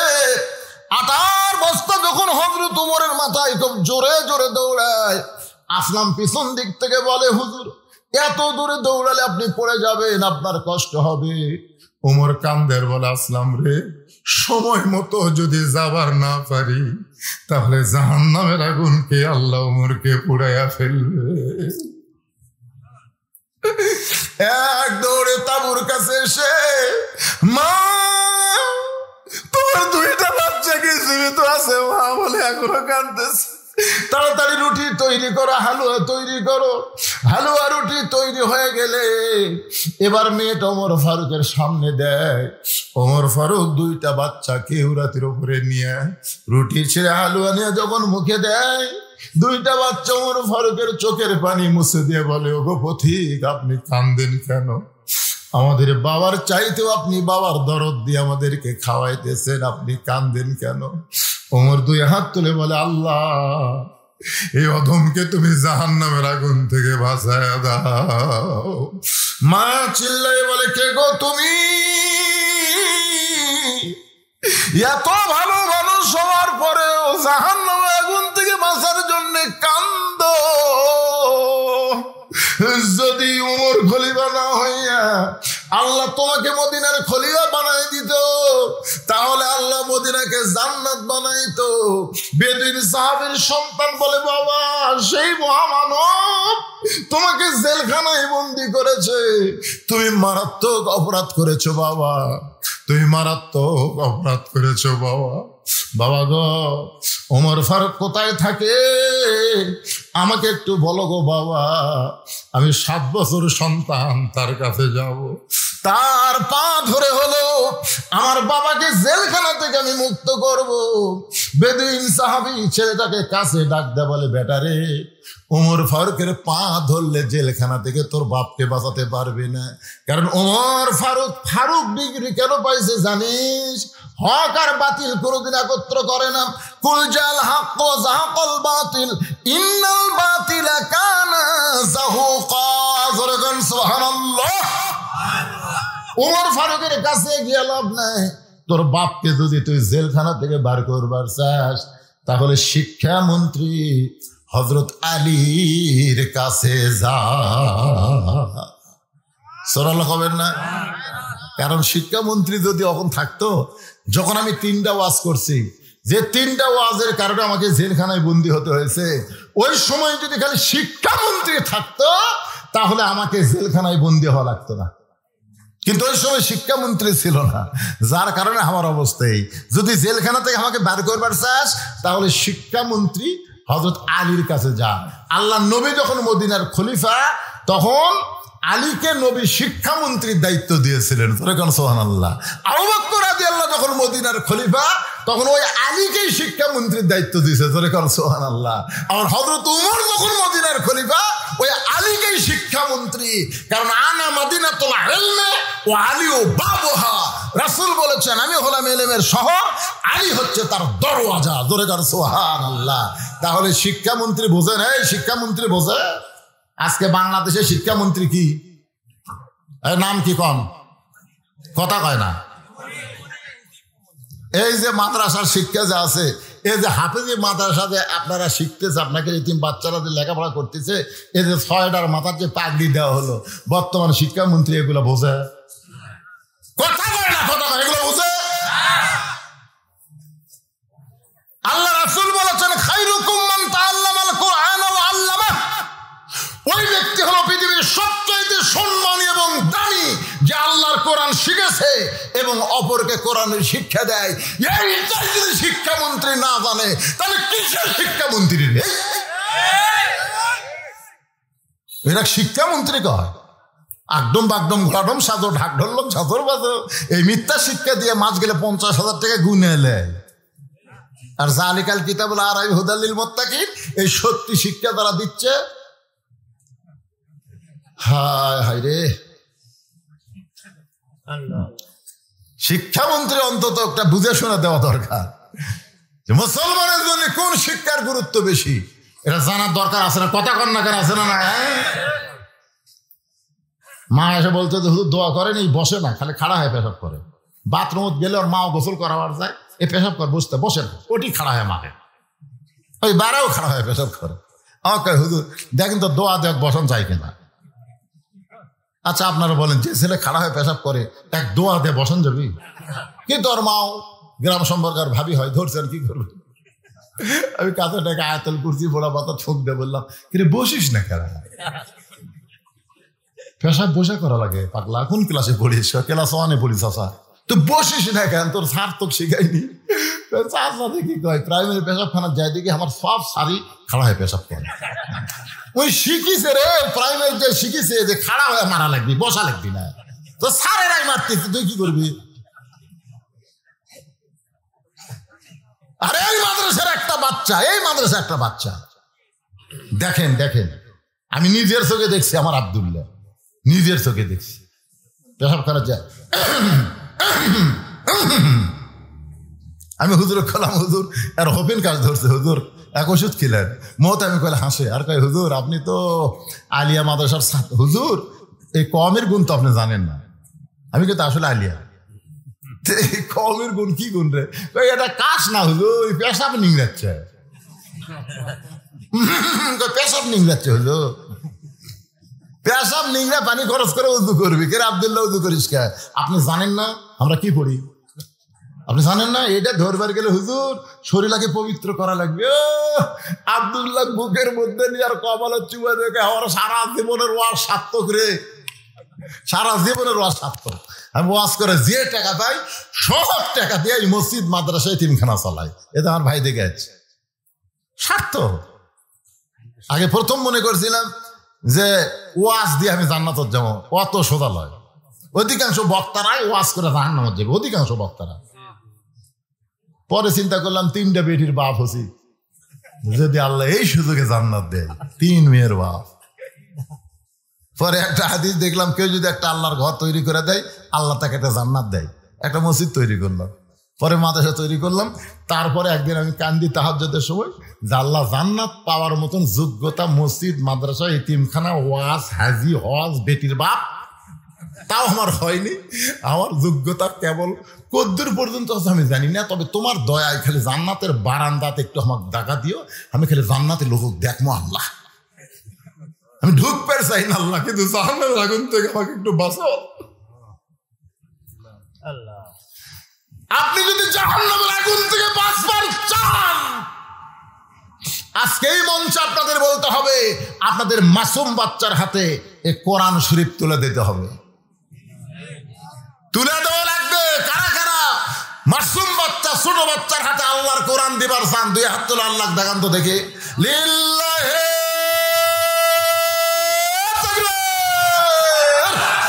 হাত। ভবিষ্যৎ জেনারেশন ভালো চাবেন না? আমার এলাকায় জায়গার দাম বেশি আছে বুঝছেন, বাপের কবর একদিন যা দেখতে বাগুনের বাড়ি বানাচ্ছে। কে রে? হুজুর বাপ মরে গেছে, মরে গেলে কিন্তু থাকে কন্ত, এই জন্য জায়গাটা খামাকা ফেলে দিল। আপনি এটি বাগুন লাগালে আমার বাগুন কিনা লাগে না হুজুর? বাপের কবর এই বাগুন বাড়ি বানাচ্ছে, বাগুনের গাছ লাগাচ্ছে। আর মাদ্রাসাত পড়ান, আপনার ছেলের হাতে কোরআন দেন, ওই প্রত্যেক ওয়াক্তে প্রত্যেক নামাজে রব্বির হামহুমা কামা রব্বায়ানি সগীরা বলে কানবে। আর প্রত্যেক জুমার দিনে ফজরের নামাজের পরে বাপের কবরের পাশে দাঁড়াবে। বাবা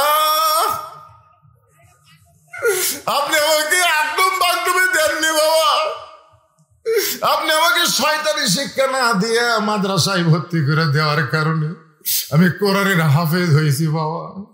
বাবা গো, আপনি ইচ্ছা করলে আমাকে নাপাক শিক্ষা দিবার পারতেন, কিন্তু আপনি আমাকে মাদ্রাসায় শিক্ষা দেওয়ার কারণে আজকে কবরে আপনি শুয়ে আছেন। ও বাবা, আমি কি করবো আপনার জন্য? সূরা ইয়াসিন পড়ে রব্বির হামহুমা কামা রব্বায়ানি পড়ে দোয়া করতেছি। চোখের পানি যখন নাকের ডগায়, ফেরেশতারা ডাক দেয়, বলে আল্লাহ, এই ছেলেটা কবরের পাশে কেন কাঁদতেছে?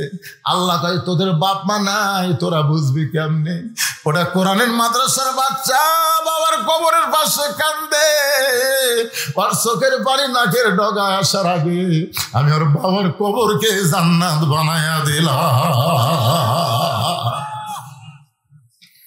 আজকে শিক্ষামন্ত্রী দায়িত্ব নিছে, প্রাইমারি চালাবে, একতলার প্রাইমারি ভাঙ্গা দোতলা করবে, প্রাইমারি শিক্ষকের বেতন দিবে।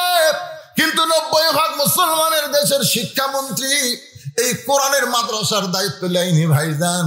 এর দায়িত্ব আল্লাহ আপনাকে কান্দে দিয়েছে, আপনাকেও দিয়েছে। আপনার যদি সোনার চান কলিজার টুকরারা এই মাদ্রাসার দিকে না তাকাতেন, এই মাদ্রাসাগুলো বন্ধ হয়ে যেত। জোরে কোন কথা ঠিক কিনা? বন্ধ হয়ে যেত। তো যারা 2 হাত তুলে দেখাইছেন, ভাই ছেলেটা এখন উমর ফারুকের কাছে না যায়, শিক্ষামন্ত্রীর কাছে আসবে। এরপরে মজার ঘটনা বলার আগ দিয়ে 2 হাত তুলে যারা দেখালেন, এই মাদ্রাসায় আপনাদের কাছে মাদ্রাসার বাচ্চারা যাবে ব্যাগ লেখারে। ব্যাগ পার্টি আছে কারা? কোথায় ব্যাগ পার্টি? 10, 20, 50, 100। আর আগে আমি বলছিলাম এখানে 100টা কোরআন শরীফ বিক্রি হয়। 100টা কোরআন, কয় ছাত্র আপনার মাদ্রাসায়?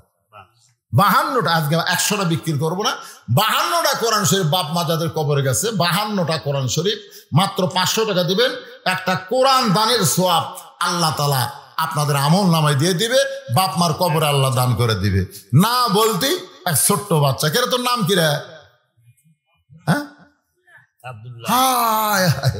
আল্লাহর কাছে 2টা নাম সবচেয়ে পছন্দ, একটা হলো আব্দুল্লাহ আর একটা আব্দুর রহমান। কি কাম করলো আব্দুল্লাহ দেখলেন? সর্বপ্রথম এই মাদ্রাসায় কোরআন শরীফ বাবদ 500 টাকা আব্দুল্লাহ দান করে দিয়েছে আল্লাহ। আব্দুল্লাহর বাপ মনে হয় বাঁচে আছে। দাদা দাদির খবর কি? দাদা দাদির কবরকে আল্লাহ জান্নাতের বিছানা বিছায় দাও। জোরে খান আমিন। ভাইজান আসেন ভাই, মাত্র 52 জন। আর চাদরের মধ্যে গামছার মধ্যে যেটা পারেন দিবেন। 52টা কোরআন শরীফ বিক্রি হবে এখানে, 52টা কোরআন। যাদের বাপ মা কবরে গেছে, বাপ মার কবরকে জান্নাত বানানোর জন্য, বাপের জন্য একটা কোরআন শরীফ দিতে পারবেন না, বাপের বাড়ি ঘর সহযোগিতা আমের বাগান সব কিছু নিয়ে বসে আছেন। 3টা পাওয়া গেছে, 52র মধ্যে 3টা হয়ে গেছে, 3টা হয়ে গেছে। আর মাত্র 49টা হাজার হাজার মানুষ আমার মায়েদেরকে বলতেছে, মা আপনারাও আল্লাহর রাস্তায় দান করবেন। মহিলারা কিন্তু বাপ মাকে খুব ভালোবাসে, বাপ মরে গেছে, বাবার কথা মনে করে কোরআন বাবদ 500 টাকা দিবেন। বাইরে টাকা পয়সা নিয়ে কোথায় যাবেন? দুনিয়ার সম্পদ দুনিয়াতে রবে, খালি হাতে ফকির হয়ে মানুষ কবরেতে যাবে। একজনও নড়বেন না, ওই যে দাঁড়ায় আছেন, কেউ যেন ওই শর্ট কাবার না পারে। ছেলেরা কোথায় রে? গামছেলের নামে না কেন, কোথায় রে? কোন পিছনে আছে? মাদ্রাসার বাচ্চারা বেগলা কুড়ি রে ঘুমাচ্ছে নাকি এরা? ও বার হয়েছে। মাশাআল্লাহ, এদিকে আর একটা পাওয়া গেছে, 6টা হয়ে গেছে। শ্বশুরের জন্য দোয়া চাইয়া কোরআন শরীফ বাবদ 500 টাকা দান করছে। এ বাবা জামাই, তোমার নাম কি রে? শেখ সাদি। শেখ সাদি বিবি যিনি আছে দেখেন, শেখ সাদির বউ, তোমার স্বামী তোমার বাপের জন্য কোরআন বাবদ 500 দিয়ে গেল। সুবহানাল্লাহ, শুনার লাগে না? অন্যগুলা চিন্তা করে আমি কার সাথে বিয়ে করছি রে, আমার বাবা তো মরে গেছে। শেখ সাদি কাম করে গেল রে, শ্বশুরের জন্য 500 টাকা দান করছে।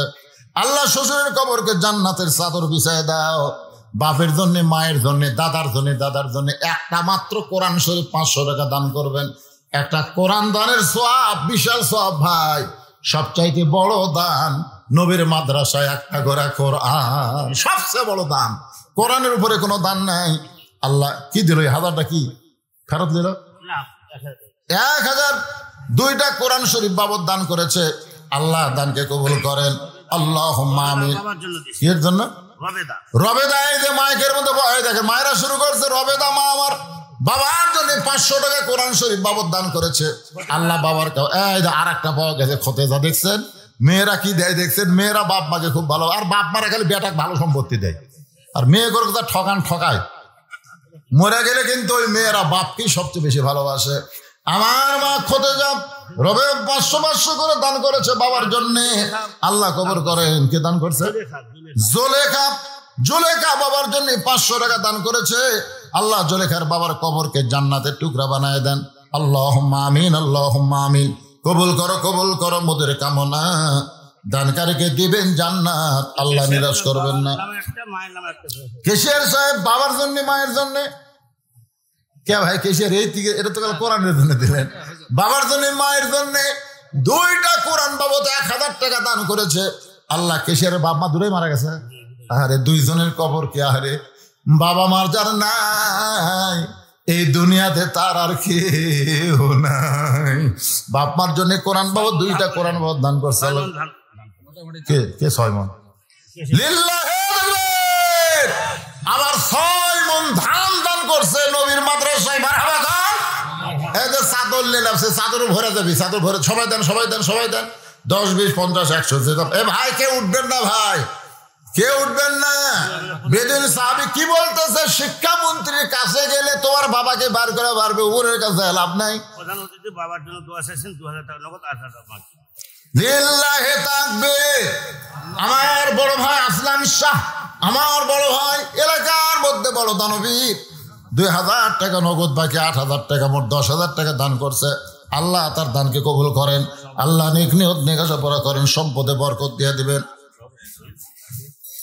সভাপতি সাহেব আব্দুল হাই শাহ 500 টাকা নগদ, আর 10 মন ধান বাকি। সেটা কোনটা? 500 টাকা নগদ, 10 মন ধান নবীর এই মাদ্রাসায় দান করেছে। আল্লাহ তার দানকে কবুল করেন, আল্লাহ নেক নিয়ত নেকাশা পড়া করেন। আল্লাহুম্মা আমিন। ছেলে মারা গেছে, ছেলের জন্য 2টা কোরআন শরীফ বাবদ 1000 টাকা দান করলো। আল্লাহ দানকে কবুল করেন। আল্লাহুম্মা আমিন, আল্লাহুম্মা আমিন। কে মান্নান? কি মান্নান? বড় মান্নান ছেলে অ্যাক্সিডেন্ট করে মারা গেছে। রোহের মাগফিরাতে 500 টাকা কোরআন শরীফ বাবদ দান করেছে। আল্লাহ দানকে কবুল করেন। কবুল করো মোদের কামনা। ভাইজান শয়তান যেন আপনাকে উঠাবার না পারে। উঠে যাবেন কেন? বসেন সবাই বসেন। বাকি ওয়াজ করে তারপরে এলাকা তার ওয়াজ নাই তো, এই বছর এটা শেষ।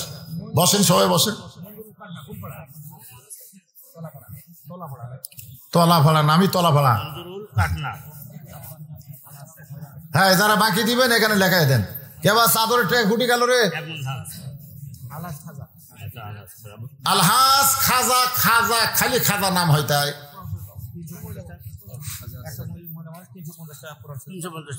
300 টাকা 50 টাকা কোরআন শরীফ বাবদ একজন মহিলা দান করছে। আল্লাহ কবুল করেন। কেশিয়ার সাহেবের শ্বশুর সভাপতি সাহেব অসুস্থ, দোয়া চাইয়া কয় হাজার? 4000 টাকা দান করেছে। অসুস্থ মানুষ দোয়া চায়, আল্লাহ তাকে পুরাপুরি সুস্থতা দান করেন। জোরে কোন আমিন। মামুন সর্দারকে দিল ধর্মপুর, ভাস্তা মারা গেছে। ভাস্তার জন্য 2 বস্তা সিমেন্ট দান করেছে। আল্লাহ ভাস্তার কবরকে জান্নাতের টুকরা বানায় দেন। প্রধান সভাপতি আলহাজ আসাদুজ্জামান কি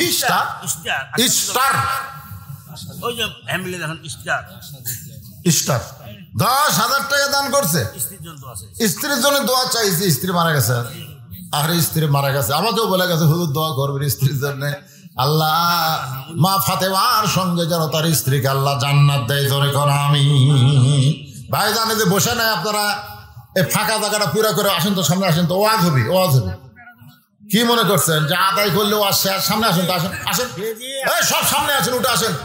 একবার বসছেন, একবার সাক্ষী হলো, আরেকবার বসলেন, আরেকবার সাক্ষী হলো, 2 বার জান্নাতের সাক্ষী হয়ে গেল। জান্নাতের বাগান ভাই। ছেলে ডেজির নামে মৌলানা জানা হয়, হাফেজ জানা হয়, 500 টাকা দান করছে। আল্লাহ দানকে কবুল করেন। মায়ের নেক নিয়ত নেকাশা আল্লাহ আপনি কবুল করেন। আল্লাহুম্মা আমিন।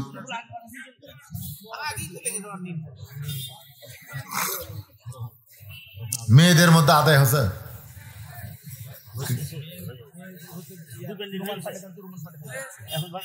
হয়ে গেছে। এই মেয়েকে আদায় ছিল ফুটি গেল, এলা তো এই ভিতর থেকে নিয়ে এলো।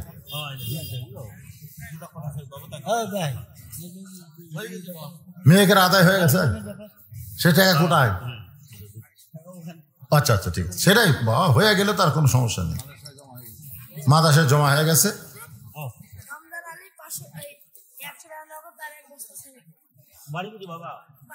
পাথর রমজান 100 টাকা নগদে 1 বস্তা সিমেন্ট দান কর। সবাই একটু জিকির করে আবার আলোচনা চলে আসতেছে। লা ইলাহা ইল্লাল্লাহ, লা ইলাহা ইল্লাল্লাহ। বসেন, যারা আশেপাশে দাঁড়ালেন, বাইরে গেলেন, এখন এসে ভিতরে বসেন, একটা আওয়াজ আর আদায় নাই।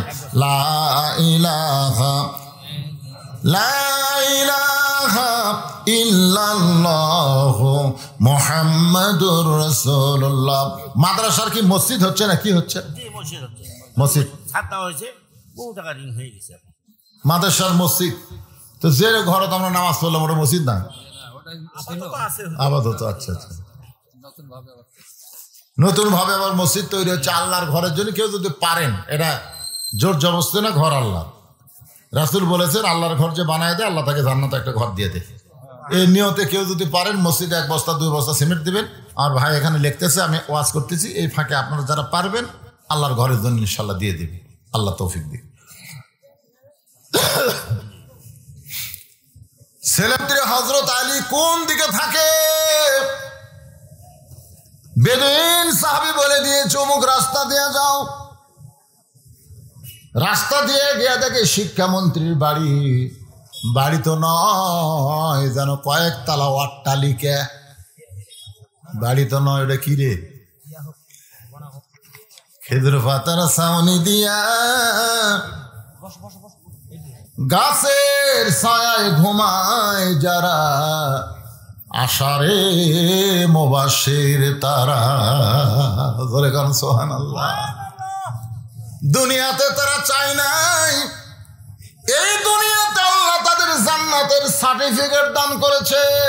তার মধ্যে 4 নম্বর ব্যক্তির নাম কি জানে না?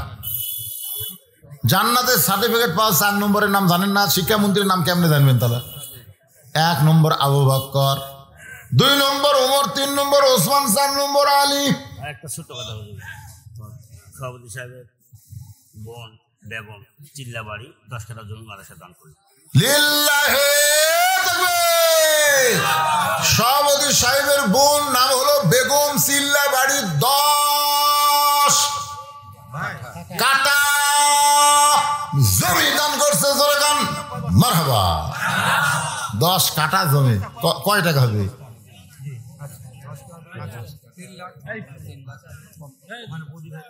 দেখছেন, মেয়ে মানুষ প্রধানমন্ত্রী হয়। আমাদের ভাগ্য তার মরদ প্রধানমন্ত্রী নাই।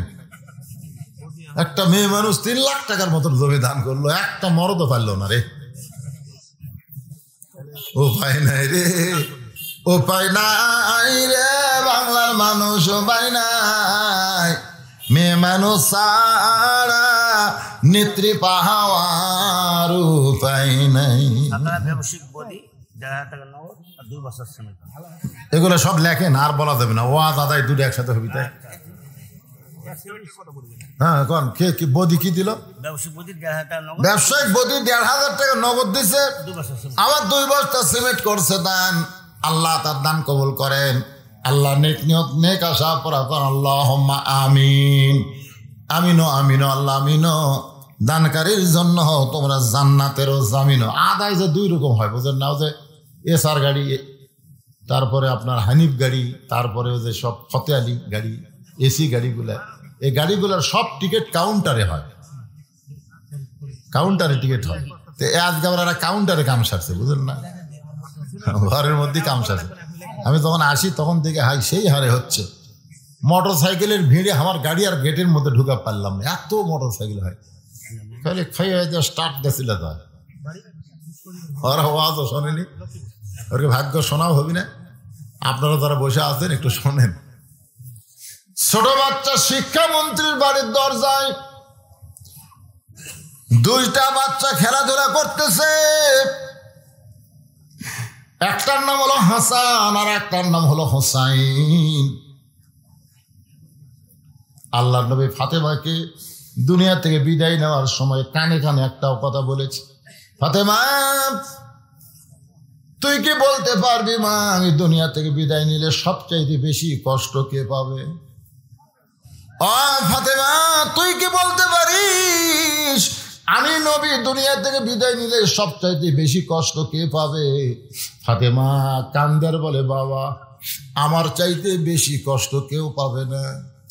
আল্লাহ রাসূল বলে, ফাতেমা শুধু তুই না মা, তুই সহ আমার যত সাহাবী আছে সমস্ত সাহাবী মিলে যে কষ্ট পাবে তার চাইতে বেশি কষ্ট পাবে আমার হাসান হোসাইন। মারে আমার হাসান হোসেনের জন্য আমারও বড় কষ্ট হয়। আমি দুনিয়া থেকে যাওয়ার 6 মাস পরে তুই চলে যাবি মা দুনিয়া ছেড়ে, তোর হাসান হোসেনকে তখন কে দেখাশোনা করবে?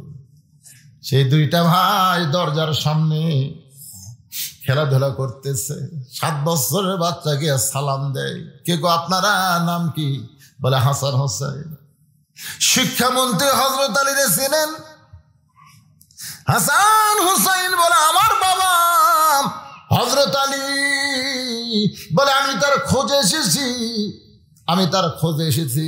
একটা শিক্ষামন্ত্রীর বাড়িতে গেছে, একটা 7 বছরের বাচ্চা, একটা চেয়ারম্যানের বাড়িতে গেলে চৌকিদার ধরে দেওয়া লাগে। জোরে কোন কথা ঠিক কিনা? কথা কন না। এমপির বাড়িতে গেলে চামচার অত্যাচারে বারান্দার থেকে নামা দেখবি। এত চামচা ভাই, এমপির সাথে কথা বলার কোনো চান্স নাই। কিন্তু ভোটের আগে এমপি গাড়ির থেকে নামে ফকিরক সালাম দেয়, গাড়ি থামে ফকিরক সালাম দেয়। হযরত আলী ঘরের ভিতর থেকে শব্দ শুনতে পেয়ে বের হয়ে বলে, কে গো তুমি? বলে, আমার বাবাকে হযরত ওমর কারাগারে বন্দী করছে। হযরত আলী বলতেছেন, তোমার বাবাকে যখন ওমর ফারুক কারাগারে বন্দী করেছে তাহলে নিশ্চয় তোমার বাবার অপরাধ রয়েছে, কারণ ওমর ফারুক যেমন তেমন মানুষ না। কোরআনের এই আয়াতটা তিনি সবচেয়ে বেশি আমল করেন। ইন্নাল্লাহা ইয়ামুরুকুম আন তুআদ্দুল আমানাতি ইলা আহলিহা ওয়া ইযা হাকামতুম বাইনান নাস আন তাহকুমু বিল আদল। 7 বছরের বাচ্চা বলতেছে, আমার বাবা কইছে আপনি নাকি তাকে পারবেন জেলখানা থেকে মুক্ত করতে। ওমর ফারুক বন্দী করেছে আর আপনি পারবেন মুক্ত করতে। আমি একটু আমার বাবার কাছে আপনাকে নিয়ে যাবার চাই।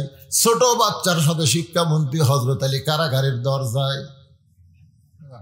বেদুইন সাহাবীকে সালাম দেয়। বলে, খবর কি? বলে, খবর হলো আশহাদু মা লাম আরব ইন্নী উহিব্বুল ফিতনা ইকরাহুল হক। হযরত আলী বলেন, আল্লাহু আকবার, আল্লাহু আকবার, আল্লাহু আকবার। এত সুন্দর ওয়াজ তুমি করতেছো, আমাকে তোমার বাচ্চার মাধ্যমে ডাক দিয়ে। বলে, এই ওয়াজ করার অপরাধে আমি জেলখানা।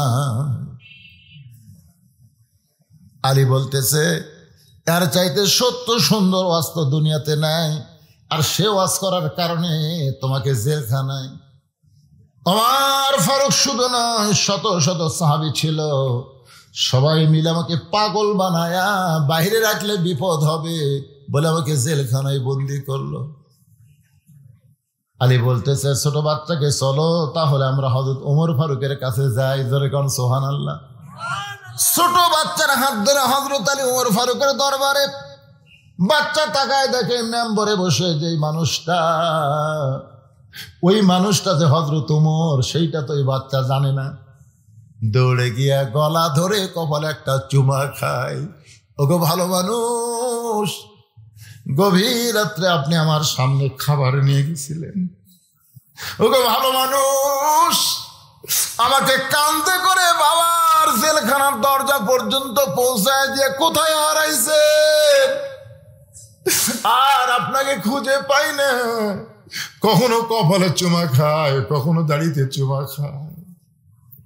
হযরত আলী বলে, রে ছোট্ট ছেলে, তুমি যার কপালে চুমা খাও, দাড়িতে চুমা খাও, যে তোমার কাছে খাবার নিয়ে গেছিল, যে তোমাকে কান্দে করে বাবার জেলখানা পর্যন্ত পৌঁছায় দিছে, ওই মানুষ আর কেউ না, ওই মানুষটাই হলো মুসলিম মিল্লাতের খলিফা।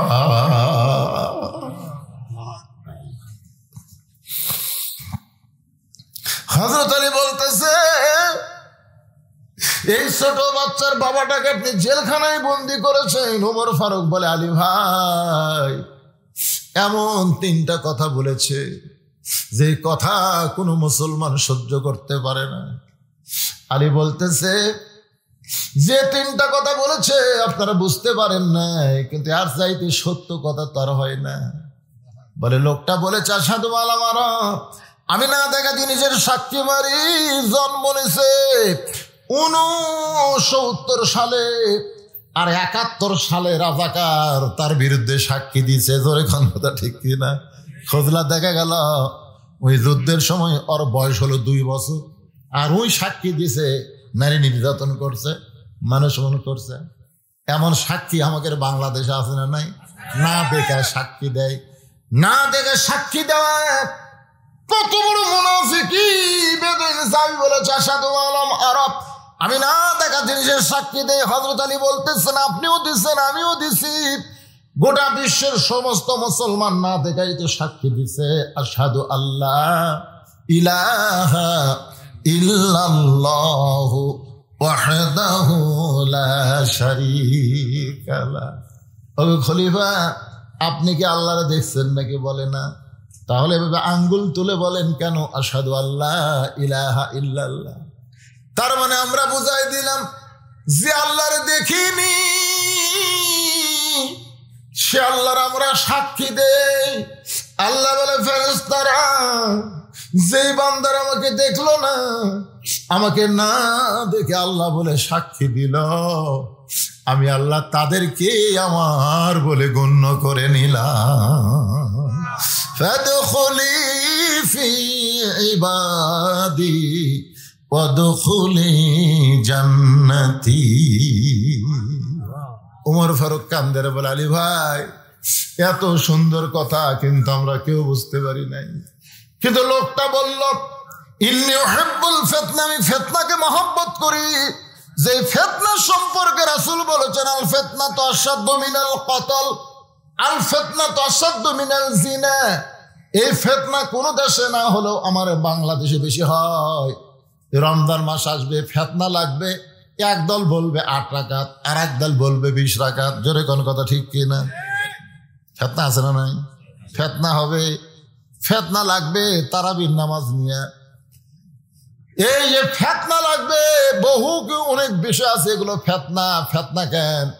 আপনার মন চায় 8 রাকাত পড়েন, আপনি মন চাইলে 20 রাকাত পড়েন, অসুবিধা কি?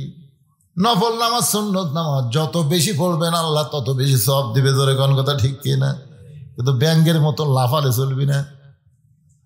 এক মসজিদের ইমাম একেবারে এশা তারাবি বেতের সহ 8 ঘন্টা লাগান, ওই মসজিদে মুসল্লি বেশি। আর এক মসজিদের ইমাম বলতেছে, হুজুর আমার সব মুসল্লি ওই মসজিদে পার হয়ে গেছে হুজুর।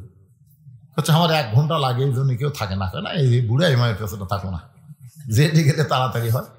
তাই মুসল্লি করে একদিন দেখা বললাম, কে রে ভাই, তোমাকে ইমাম সাহেব যে সূরা ফাতিহা পড়ে তোমরা বুঝবার পারো? কিভাবে পড়ে? তোমরা বুঝবার পারছো? না হুজুর আমরা শুনবার পাচ্ছি তবু। পাগলা, এত জোরে সূরা ফাতিহা বলিতে আর 2 কান্দের ফেরেশতাও পর্যন্ত লেখেনি, খালি কলম খাড়া করে আছে। আল্লাহ কয়, কে রে ফেরেশতা লিখিস না কে? ফেরেশতাকে আল্লাহ ফাতিহার নামে দিয়ে কি করলো আমরা তো বুঝবারই পারলো না, খালি গড় গড় গড় গড় গড় করলো। ওয়াইদা কুরিয়াল কোরআনু ফাসতামিউ লাহু ওয়া আনসিতু লাআল্লাকুম তুরহামুন। তে এত ফোর্সে নামাজ পড়া লাগবে? তারাবি মানে কি তাড়াতাড়ি? কথা কন, তারাবি মানে কি তাড়াতাড়ি?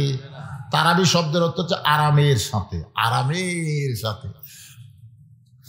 মন যদি চায় 8 রাকাত পড়ার পর বিশ্রাম করেন, চা খান, পান খান, মুড়ি খান, বিশ্রাম করে আবার 8 রাকাত পড়েন, আবার 8 রাকাত পড়ার পরে আবার চা খান, আবার যদি মন চায় পান খান, পানি খান, খেয়ে বিশ্রাম করেন, তারপর আবার 4 রাকাত পড়া বেতের পড়েন। এইরকম হলো তারাবি। রোজার মাস সারা মাসই হলো রহমত মাগফিরাত নাজাতের মাস। সুবহানাল্লাহ কোন না কেন? তো এত ঘুমান লাগবে কে? এত ঘুমান লাগবে কে রে পাগলা? 11 মাস ঘুম পাড়ছে, 1 মাস একটু ঘুম পাড়ো, এক মাস একটু ট্রেনিং দাও। রোজার মাস হলো ট্রেনিং এর মাস, জোরে কোন কথা ঠিক কিনা? রহমত বরকত মাগফিরাতের মাস ভাই রে। আসতিছে রে। খালি রজবের চাঁদ উঠলে নবী কি খুশি হয় জানেন? রজব, শাবান, তারপর রমজান, আমাকে রমজান আসে গেল ভাই রে, আসে গেল ভাই। খুশি না বেদা? খুশি না বেদারা? কথা গেলে বেদার হচ্ছে হোটেলের দরজা কালো পর্দাতে কাম ছাড়বে। আল্লাহ কোরআনে বলেছেন কুতিবা আলাইকুমুস সিয়াম কামা কুতিবা আলাল লাযিনা মিন ক্বাবলিকুম লাআল্লাকুম তাত্তাকুন। নামাজের দ্বারা তুমি মুত্তাকি হবার পারবা না, হজের দ্বারা পারবা না, যাকাতের দ্বারা পারবা না, কিন্তু রোজার দ্বারা পারবা। কারণ নামাজ তুমি পড়তেছো, কেউ না কেউ দেখতেছে। তোমার মনও চায় আল্লাহর জন্য নামাজ পড়ি, আবার মানুষের দেখানোর জন্য মাঝে মধ্যে হয় না? হয় কি হয় না? আল্লাহর জন্য পড়ে, মানুষকে দেখানোর জন্য কিন্তু দু একজন নামাজ পড়ে। জামাই নামাজ পড় না, শ্বশুর বাড়িতে আছে, শ্বশুর করছে চলো মসজিদে যাই, ওই কি নামাজ পড়ে তাই শ্বশুরের খেলাপ মসজিদে গেছে মানুষের দেখানোর জন্য। জাকাত মানুষ আল্লাহর জন্য দেয়, মানুষের দেখানোর জন্যও জাকাত দেয়। হজ মানুষ আল্লাহর জন্যও করে, আবার আলহাজ না লিখলে বেকার হয়ে যায়, জোরে কোন কথা ঠিক কি না? কিন্তু রোজা মানুষ দেখানোর জন্য করে। তো দেখানোর জন্য করলে গোসলখানার যখন গেল দরজা বন্ধ, তৃষ্ণায় খালি কলিজা ছটফট করতেছে, মাথার উপর দিয়ে ঠান্ডা পানি পড়তেছে, মুখ করছে খালি একটু হা কর, একটু হা করলি গল গল করে ভিতর দেবে। হঠাৎ যদি যায় তা ফেরেশতাকে আল্লাহ জানলা দরজা বন্ধ, তোমার বান্দার এক ফোঁটা পানি খালি এই পর্যন্ত গেছে, নিচে নামি ওয়াক ওয়াক করতেছে। গেছে আমার ভয়ে, তোমার ভয় তোমাকে দেখতে, না দেখলে কি হবে রে? এই জন্য রোজাই পারে মানুষকে মুত্তাকি বানায় দিতে, ধরে কান সুবহানাল্লাহ। যে রোজাটা মানুষ কাউকে দেখানোর জন্য করে না, আর সাওমুলি আল্লাহ বলেছেন রোজা আমার জন্য, ওয়ানা উজজাবিহি আমি আল্লাহ রাইহান নামক দরজা দিয়ে নিজে রোজাদারকে রিসিপশন করে করে জান্নাতে নিব, জোরে কোন সুবহানাল্লাহ। আল্লাহর বান্দার একটু মনোযোগ দেন। 2 নম্বর ওয়াজ করলো ইন্নী উহিব্বুল ফিতনা, আমি ফিতনাকে মহব্বত করি। আলী বলতেছেন ইন্নামা আমওয়ালুকুম ওয়া আওলাদুকুম ফিতনা। আল্লাহ কোরআনে বলেছেন সম্পদ আর সন্তান তোমাদের বিপদের কারণ, এরপরেও তোমরা ফিতনা জানার পরেও মহব্বত করবা। তোমার সন্তান নামাজ পড়ে না, তোমার সন্তান সারাদিন 4G মোবাইল নিয়ে ঘোরে, 5G মোবাইল নিয়ে ঘোরে, তোমার সন্তান পেশাব করে পানি দেয় না, তোমার সন্তান 21 বছরের আড়া হয়ে গেছে, এটা তুমি জানার পরেও রাত্রে ভাত খাওয়ার সময় তুমি সন্তানকে ডাকতেছ আব্দুল্লাহ কিংবা বুলের তেন নামে হোক, আয় আয় একসাথে বসে ভাত খাই। ফেরেশতারা আল্লাহ কত মহব্বত করে তার সন্তানকে একসাথে বসে লিয়ে ভাত খায়, অথচ সন্তান খারাপ। আল্লাহ বলে এই সন্তানের বিপদের কারণ, এই সম্পদ পকেট ভরা টাকা মসজিদের দান বাক্স মুখের সামনে দেয়া যায়, দান বাক্স সামনে দিয়ে যাচ্ছে, আপনার পকেট খালি গিজ গিজ করা টাকা আছে, আপনি চোখ বন্ধ করে দেখলেন 500 টাকার লোট, 1000 টাকার লোট, 200 টাকার লোট, 100 টাকার লোট, 10 টাকার লোট নাই, 5 টাকার লোট নাই, ঠেলা মারছে, বাক্স ঠেলা মারছে। এই সম্পদের বিপদের কারণ, যেই সম্পদ পকেটে থাকার পরেও আল্লাহর ঘরের জন্য আল্লাহর দান বাক্সে ঢুকলো না, যেই সন্তান হওয়ার পরেও আল্লাহর হুকুম মানে না, এই সন্তান বিপদের কারণ, এরপরেও সন্তান আর সম্পদকে মানুষ মহব্বত করে। এই কারণেই বেদুইন সাহাবী বলেছে আমি ফিতনাকে মহব্বত করি, আমি আমার সন্তানকে মহব্বত করি। ওমর ফারুক বলতে চালি ভাই আমরা কেউ বুঝতে পারি নাই, আসলে কথাটা তো সত্যি বলেছে, কিন্তু লোকটা যে বলল ইকরাউল হক, আমি হককে পছন্দ করি না। আলী কান্দারে বলেন জাআত সাকারাতুল মাউত হাক্কুন, প্রত্যেকটা মানুষের জীবনে মৃত্যু হক। হিন্দু বলেন, খ্রিস্টান বলেন আর বৌদ্ধ বলেন, সবাই বিশ্বাস করে মৃত্যু তার জীবনে সত্য, জোরে কোন কথা ঠিক কি না? আপনারা বলেন আমাদের জীবনে মৃত্যু সত্য না মিথ্যা? সত্য মৃত্যু, তারপরে আমরা মৃত্যুকে পছন্দ, কথা হয় না পছন্দ, মৃত্যুকে বন্ধ করেন। স্বামীর ক্যান্সার হতো, স্বামীর ক্যান্সার 1 মাস পরে মরবি, বউ বলতেছে আল্লাহ আমার হায়াত স্বামীকে দেখ, স্বামীর হায়াত আল্লাহ আমাকে দেখ, স্বামী কয়েকের পাকলে আমি এক মাসে পরে মরবো, আমার হায়াত কি করবো? নিয়মিত আপনি ভালোবাসি না, জীবনটা ভালোবাসি, আপনি বেঁচে থাকেন, আমি মরবো। স্বামী কয় আল্লাহ আমাকে একটা বউ দিছে রে, এরকম বউ পাওয়া ভাগ্যের ব্যাপার, তাহলে 100 বছর বাঁচলে তাও ভালো হতো, 1 মাস পরে মৃত্যু হবে। স্বামী স্ত্রী ঘরে ঘুমাইছে, ঘরে একটা আড়িয়া গরু, ধরে কোন কি গরু, আড়িয়া গরু দড়ি ছিঁড়িছে, দড়ি ছিঁড়ে খাবার খুঁজতেছে, খাবার কোথায় পায়? বারান্দার দিকে সিলভারের পাতিলের তলা চিটে লাইলি, আড়িয়ার খাদ্য কিন্তু চিটে লাইলি বোঝেন আপনারা? তো ওই খাবার চাই, কিন্তু ওর ওই শিং থাকার কারণে ওই পাতিলের তলের চিটালের লাগাল পায় না, জোর করে মাথা ঠেকে, কিন্তু না জিভে দেওয়া হচ্ছে না, একটু জোর করে দিয়েছে, শিং ছোট তো একে ঢুকে গেছে চিটালালি খাওয়ার পরে, আর এই শিং আটকে যাওয়ার কারণে পাল্লার মাথা ছাড়তেছে না, আর খালি এই মানে চোখ মুখ সব ঢেকে গেছে। ও আর কিছু দেখবার পায়, ওই গোয়াল ঘর বাদ দিয়ে স্বামী স্ত্রী যে ঘরে ঘুমাইছে ওই ঘরের মধ্যে ঢুকিছে, করে ঢুকিছে। বউ বলতেছে বাবা আজরাইল ঢুকছো, খবরদার আমার দিকে যেন আসো না, ওই যে ক্যান্সার রুগী শুধু আসো, 1 মাস পরেই মরবি, তুমি তো আশপাশে তো আমি জানি, ওটি তো খবরদার আমার কাছে আসো না। স্বামী চিল্লা কয়েকের কি হয়েছে রে, কি হয়েছে? আধা লাগছে তো, ভুল করে আমাকে না ধরে তোমাকে দেখে দিলাম। স্বামী কয় সকালবেলা তুই কইলি আমার হায়াত আল্লাহ আপনাকে দেখ, আপনার মৃত্যু আমাকে দেখ, এটা মুখে বলা যায় গো, কিন্তু অন্তরে কেউ কয় না, তার মানে মরবার কেউ চায় না, জোরে কার কথা ঠিক কিনা? অথচ মৃত্যু সত্য। ওমর ফারুক দৌড়ে গিয়ে বেদিন সাহাবীকে জেলখানা থেকে মুক্ত করে বুকের মধ্যে নিয়ে বলতেছে, আলী যদি না থাকতো তাহলে আমরা সবাই ধ্বংস হয়ে যেতাম। আল্লাহর বান্দারা, আজকের আলোচনার ভিতর দিয়া প্রতিটা জিনিস আমি আপনাদের সামনে ক্লিয়ার করে দিলাম। সময় কিন্তু বেশি বাকি নাই, যে কোনো সময় আমাদেরকে দুনিয়া থেকে যাওয়া লাগবে।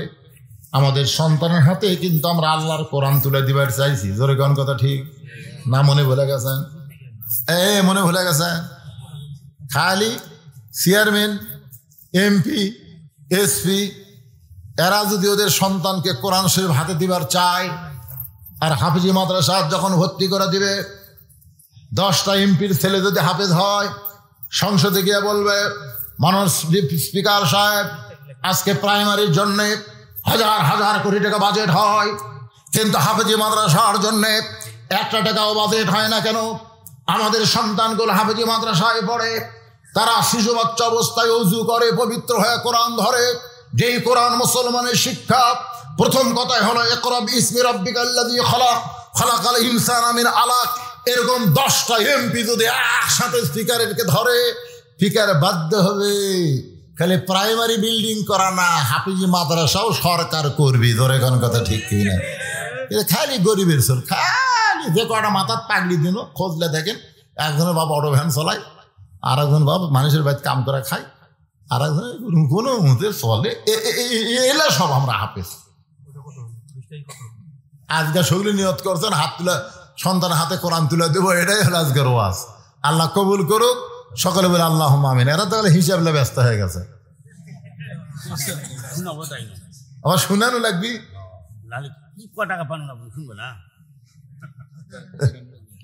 ওদের খিলাফ আছেন, সেটা শোনাবেন, ওটা শোনাবেন, শুনেন না শেষ, আমার মনে করে দেবো। হ্যাঁ কখন শেষ হলো? ধান্দা উন্নতি করতেছিলেন। এমন একটা মাহফিল হবে, বাড়ির যা ফজরের নামাজ জামাতের সঙ্গে আদায় করা লাগবে, তোর এখন ঠিক কিনা? তুলে দিছে আমাকে এসার পর, আলহামদুলিল্লাহ ভালো নেই, কিসের বেশি রাত করে কি হয়? সবাই ইস্তেগফার। ভাই কেউ ওটা বসা করবেন না ভাই, সবাই বসেন। এনারা চাচ্ছে যে কত টাকা মাদ্রাসাতে আপনারা দিলেন, কি আয় হলো? 6টা পাগড়ি তো দেখলেন, এটাই সবচেয়ে বড় আয়। মাদ্রাসার সবচাইতে বড় আয় 6 জন ছেলে 30 পারা কোরআন হাফেজ হয়ে গেছে, আপনারা দেখলেন, এটাই সবচেয়ে বড় আয়। টাকা পয়সা আপনারা যা দান করেন, সে টাকা দিয়ে কি ফসল তৈরি হচ্ছে, এটা এই কয়টা লোক কথা শুনলো না, ওঠেন কেন? এখন দোয়া হবে তো। হ্যাঁ, ইস্তেগফার, আস্তাগফিরুল্লাহ রব্বি মিন কুল্লি যামবি ওয়া আতুবু ইলাইহি লা হাওলা ওয়ালা কুওয়াতা ইল্লা বিল্লাহিল আলিয়্যিল আযীম।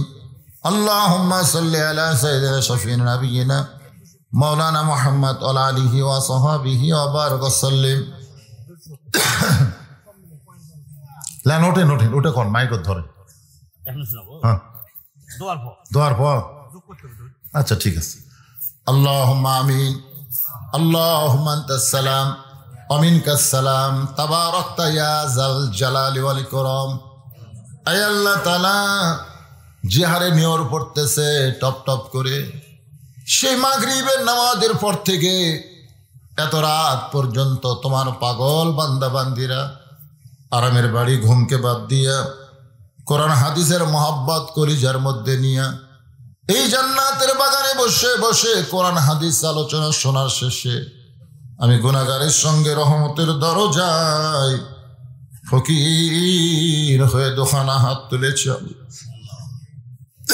মেহেরবানি করে আজকের এই মাহফিল আমাদের সকলের হেদায়েতের জন্য, নাজাতের জন্য, জান্নাতের জন্য কবুল করে নাও।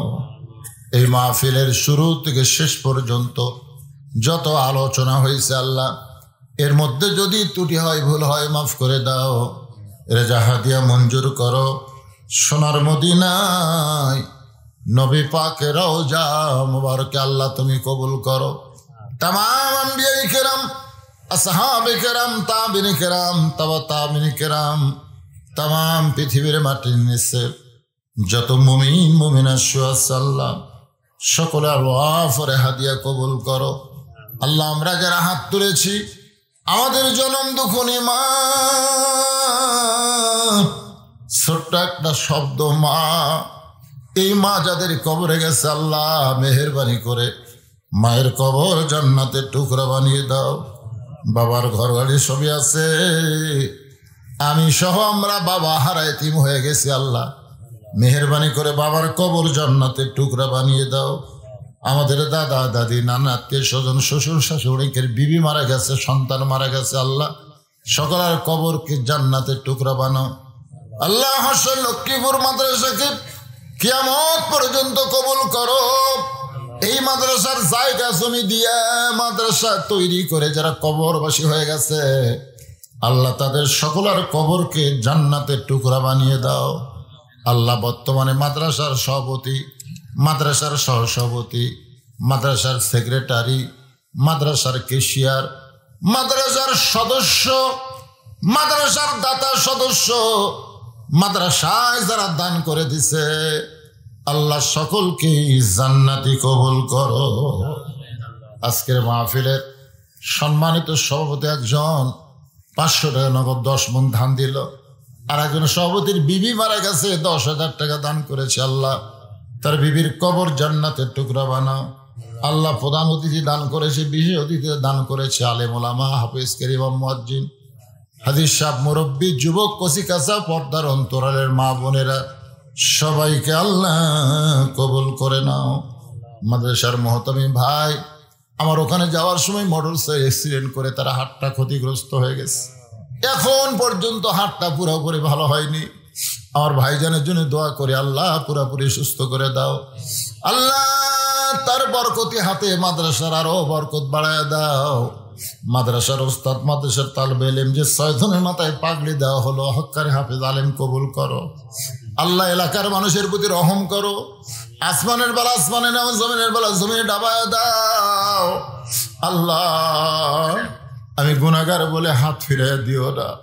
যার 2 কানা হাত তোমার পছন্দ হয় সেই 2 হাতের উসিলায় আজকের দোয়া কবুল করো।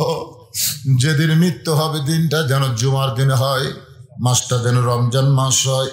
ইমানের সাথে, ইজ্জতের সাথে এই দুনিয়া থেকে বিদায় নেওয়ার কালে আমাদের জবানে তুমি জারি করে দিও লা ইলাহা ইল্লাল্লাহু মুহাম্মাদুর রাসূলুল্লাহ।